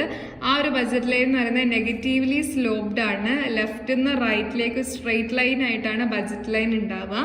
അപ്പൊ ബഡ്ജറ്റ് ലൈൻ എന്താന്ന് ചോദിച്ചു കഴിഞ്ഞാൽ എന്ത് പറയണം? Budget line shows how much of income of the consumer is allocated for each of the two commodities. Say X and Y. ഒരാള് എക്സ് വൈ എന്നുള്ള രണ്ട് കമ്മോഡിറ്റി വാങ്ങുകയാണെങ്കിൽ ഈ രണ്ട് കമ്മോഡിറ്റിയുടെ വില വെച്ചിട്ട് അയാൾക്ക് അത് എന്തോരം പ്രൊഡക്റ്റ് വാങ്ങാൻ പറ്റും ബേസ്ഡ് ഓൺ അല്ലെങ്കിൽ പ്രൊവൈഡഡ് ദെയർ ഇൻകം. ഒരാളുടെ ഇൻകത്തിനെ വെച്ചിട്ട് കേട്ടോ, അയാളുടെ കയ്യിലുള്ള ഇൻകം അനുസരിച്ചിട്ട് അയാൾക്ക് അത് വാങ്ങിക്കാൻ പറ്റുള്ളൂ. ഫോർ എക്സാമ്പിൾ, ഒരാളുടെ കയ്യിൽ 1000 രൂപയുണ്ട്. Prices of X and Y എന്ന് പറഞ്ഞ ഒന്നാമത്തെ കുട്ടിന്റെ പ്രൈസ് 25ഉം രണ്ടാമത്തെ കുട്ടിന്റെ പ്രൈസ് 10ഉം ആണെന്ന് വിചാരിക്കാം. The consumer has 3 alternative. എന്താണ്? അയാൾക്ക് 100 യൂണിറ്റ് വൈയും അതേപോലെ തന്നെ ഒന്നും വാങ്ങാതിരിക്കുക, എക്സ് ഒന്നും വാങ്ങാതിരിക്കുക. 100 യൂണിറ്റ് വൈ എന്ന് പറയുമ്പോൾ തന്നെ എത്രയായി? 100 × 10. വൈന്റെ പ്രൈസ് 10 ആണ്. അപ്പൊ 100 × 10 1000 ആയി. എക്സ് ഒന്നും വാങ്ങിക്കാൻ പറ്റില്ല. പിന്നെ അയാൾക്ക് he can only buy 40 units of X. No Y വാങ്ങാൻ പറ്റില്ല. അതായത് ഒരു എക്സ് എന്ന് പറയുന്ന ഒരു കമ്മോഡിറ്റിക്ക് 25 രൂപയാണ്. അത് 4 എണ്ണം വാങ്ങാം. അപ്പൊ 40 എണ്ണം വാങ്ങാം. അപ്പൊ 40 × 25 1000 ആയി. വൈ വാങ്ങാൻ പറ്റില്ല. അല്ലെങ്കിൽ ഇയാൾക്ക് എന്ത് ചെയ്യാൻ പറ്റും? He can both buy quantity of both. അത് രണ്ടും കൂടി എന്ത് ചെയ്യാൻ പറ്റും? വാങ്ങാൻ പറ്റും. പക്ഷെ 1000 രൂപയുടെ കൂടാൻ വേണ്ടിയിട്ട് പാടില്ല.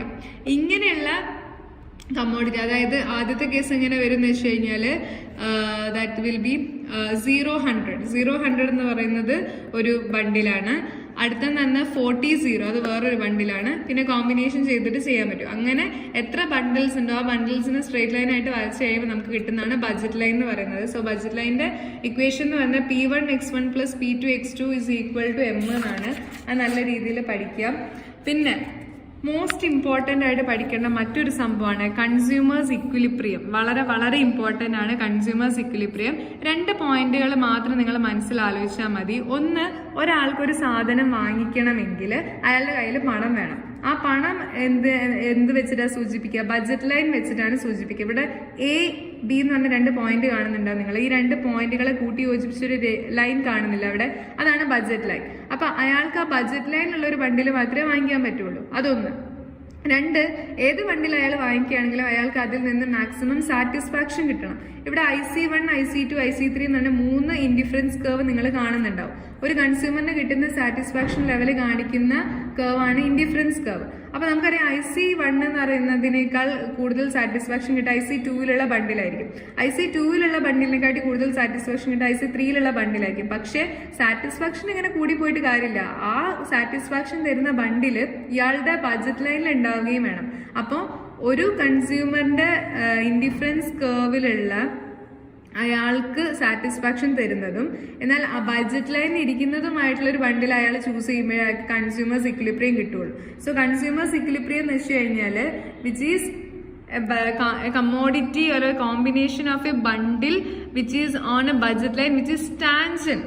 അതൊരു ഇൻഡിഫറൻസ് കർവിലുള്ള ഒരു കമ്മോഡിറ്റി ആയിരിക്കണം. അത് ബഡ്ജറ്റ് ലൈനുമായിട്ട് ടാൻജന്റ് ആയിരിക്കണം. അങ്ങനെ നോക്കുകയാണെങ്കിൽ ഇവിടെ എന്ന് പറയുന്ന ഈ ഒരു കമ്മോഡിറ്റി ആയിരിക്കും, അല്ലെങ്കിൽ ഈ ഒരു ബണ്ടിലായിരിക്കും കൺസ്യൂമറിന്റെ ഇക്വിലിബ്രിയം. കാരണം അത് ബഡ്ജറ്റ് ലൈനിലുമാണ്. ആ ബഡ്ജറ്റ് ലൈൻ എന്തുമായിട്ട് ടച്ച് ചെയ്യുന്നുണ്ട്? ഇൻഡിഫറൻസ് കർവായിട്ട്, അതായത് IC2 എന്ന് പറയുന്ന ഇൻഡിഫറൻസ് കർവായിട്ട് ടച്ച് ചെയ്യുന്നത്. അപ്പൊ ഇയാളുടെ കയ്യിലുള്ള പണം ഉപയോഗിച്ച് അത് വാങ്ങിക്കാനും പറ്റും.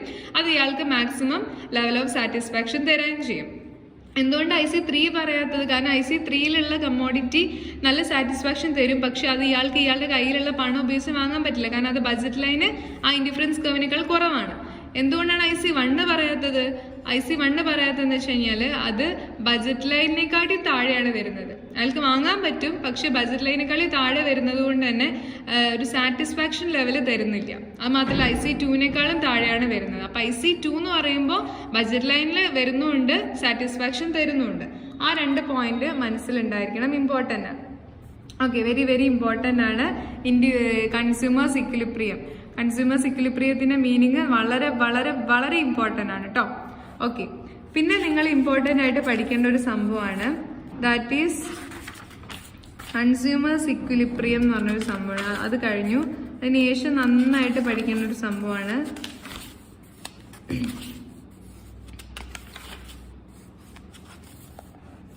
Demand curve for normal, inferior and Giffen good. Very very important. അതായത് ഡിമാൻഡ് കർവിന്റെ ഷേപ്പ് ഡിപ്പെൻഡ് അപ്പോൺ ചെയ്തിരിക്കുന്നത് അത് ഏത് ഗുഡുമായിട്ട് റിലേറ്റ് ചെയ്തിട്ടുള്ളതാണ്. അതായത് ഗുഡ്സ് എന്ന് പറയുമ്പോൾ നോർമൽ ഗുഡ് ഉണ്ട്, ഇൻഫീരിയർ ഗുഡ് ഉണ്ട്, ഗിഫൻ ഗുഡ് ഉണ്ട്.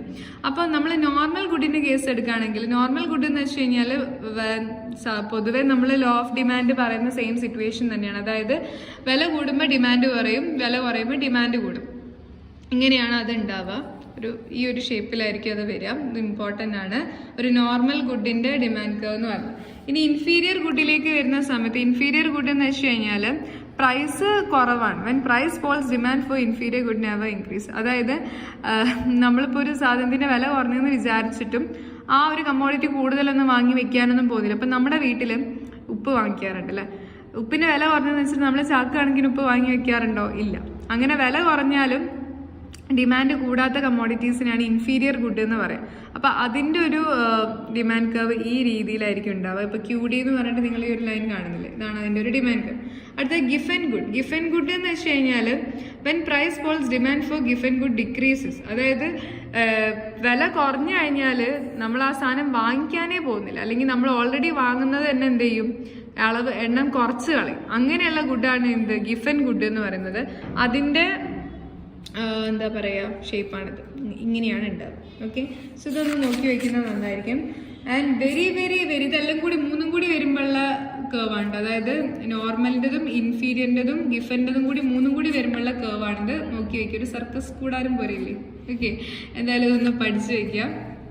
അടുത്തത് മക്കളെ very very very important, most important എങ്ങനെ വേണമെങ്കിലും പറയാം, that is elasticity of demand. ഒരു കമ്മോഡിറ്റിയുടെ വിലയിൽ മാറ്റം ഉണ്ടാകുന്നതിനനുസരിച്ച് ആ കമ്മോഡിറ്റിയുടെ ഡിമാൻഡ് ഏത് രീതിയിലാണ് റെസ്പോണ്ട് ചെയ്യുന്നത് എന്ന് കാണിച്ചു തരുന്ന ഒരു കോൺസെപ്റ്റാണ് elasticity of demand. The degree of responsiveness of a demand for a commodity to the change in its price എന്നാണ് ഇലാസ്റ്റിസിറ്റി പറയുന്നത്. പ്രൈസ് ചേഞ്ച് ചെയ്യുന്നതിനനുസരിച്ച് ഡിമാൻഡ് എങ്ങനെ ചേഞ്ച് ആവും. അപ്പോൾ ടൈപ്സ് ഓഫ് ഇലാസ്റ്റിസിറ്റി അറിയുകയാണെങ്കിൽ നമുക്ക് മെയിനായിട്ട് പഠിക്കാനുള്ള 4 എണ്ണമാണ്. Price elasticity, income elasticity, cross elasticity and advertisement elasticity. ഇതിൽ നിങ്ങൾക്ക് പഠിക്കാനുള്ള പ്രൈസ് ഇലാസ്റ്റിസിറ്റി അതുപോലെ തന്നെ ഇൻകം ഇലാസ്റ്റിസിറ്റി ഒക്കെ പഠിക്കാനുണ്ട്. അതിൽ ഇമ്പോർട്ടൻ്റ് ആയിട്ട് ഈ ഒരു ഇക്വേഷൻ അല്ലെങ്കിൽ ഒരു ഫോർമുല പഠിച്ചു വെക്കുക പ്രൈസ് ഇലാസ്റ്റിസിറ്റിയുടേത്. ഇത് പഠിച്ചാൽ തന്നെ ബാക്കിയുള്ളതൊക്കെ നമുക്ക് ഓട്ടോമാറ്റിക്കലി അല്ലെങ്കിൽ പറയാൻ വേണ്ടി പറ്റും. ഇതാണ് ഒരു ബേസ് ആയിട്ട് നിങ്ങൾ പഠിച്ചിരിക്കേണ്ടത്. അതായത് this is the most important and most popular elasticity and it measures the responsiveness of demand to change in its price. അതായത് ഒരു പ്രൊഡക്റ്റിന്റെ പ്രൈസിൽ ഉണ്ടാകുന്ന മാറ്റത്തിനനുസരിച്ച് എങ്ങനെയാണ് ആ ഒരു പ്രൊഡക്റ്റിന്റെ ക്വാണ്ടിറ്റി ഡിമാൻഡിൽ വ്യത്യാസം വരുന്നത്, അല്ലെങ്കിൽ ആ ഒരു റെസ്പോൺസ് എങ്ങനെയാണ്, എത്ര ഇലാസ്റ്റിക് ആണ്, ഏത് രീതിയിലാണ് അത് റെസ്പോണ്ട് ചെയ്യുന്നത് എന്നാണ് ഇവിടെ പ്രൈസ് ഇലാസ്റ്റിസിറ്റിയിൽ നോക്കുന്നത്. അപ്പൊ അത് കണ്ടുപിടിക്കാനുള്ള equation proportionate change in quantity demand whole divided by proportionate change in price. അതായത് പ്രൈസിൽ എത്ര ചേഞ്ച് ഉണ്ടായി അതിനനുസരിച്ച് ക്വാണ്ടിറ്റി ഡിമാൻഡിൽ എത്ര ചേഞ്ച് ഉണ്ടായി എന്ന് കണ്ടുപിടിച്ചാൽ നമുക്ക് എന്ത് കിട്ടും? ഇലാസ്റ്റിസിറ്റി ഓഫ് ഡിമാൻഡ് കിട്ടും. സോ അല്ല ഇങ്ങനെ പറയാം, change in quantity demand divide by original quantity demand. Okay, ഇനി പ്രൊപ്പോർഷനേറ്റ് ചേഞ്ച് ഇൻ പ്രൈസ് കണ്ടുപിടിക്കാൻ change in price divide by change in original price ചെയ്താൽ കിട്ടും. അപ്പൊ ഡിഗ്രീസ് ഓഫ് ഇലാസ്റ്റിസിറ്റി വളരെ ഇമ്പോർട്ടന്റ് ആണ്. അതായത് ഈ പ്രൈസ് ഇലാസ്റ്റിസിറ്റി തന്നെ പല തരത്തിലുണ്ട്. പെർഫെക്റ്റ്ലി ഇലാസ്റ്റിക് ഉണ്ട്, പെർഫെക്റ്റ്ലി ഇൻഇലാസ്റ്റിക് ഉണ്ട്, അതുപോലെ തന്നെ യൂണിറ്റ് ഇലാസ്റ്റിക് ഉണ്ട്, അതിനെ യൂണിറ്ററി ഇലാസ്റ്റിക് എന്ന് വിളിക്കും. റിലേറ്റീവ്ലി ഇലാസ്റ്റിക് ഉണ്ട്, റിലേറ്റീവ്ലി ഇൻഇലാസ്റ്റിക് ഉണ്ട്. ഇങ്ങനെ 5 തരത്തിലാണ് പ്രൈസ് ഇലാസ്റ്റിസിറ്റി ഉള്ളത്. സിമ്പിൾ ആണ്, വലിയ പേടിക്കേണ്ട കാര്യമൊന്നുമില്ല, ഈസിയാണ് കേട്ടോ.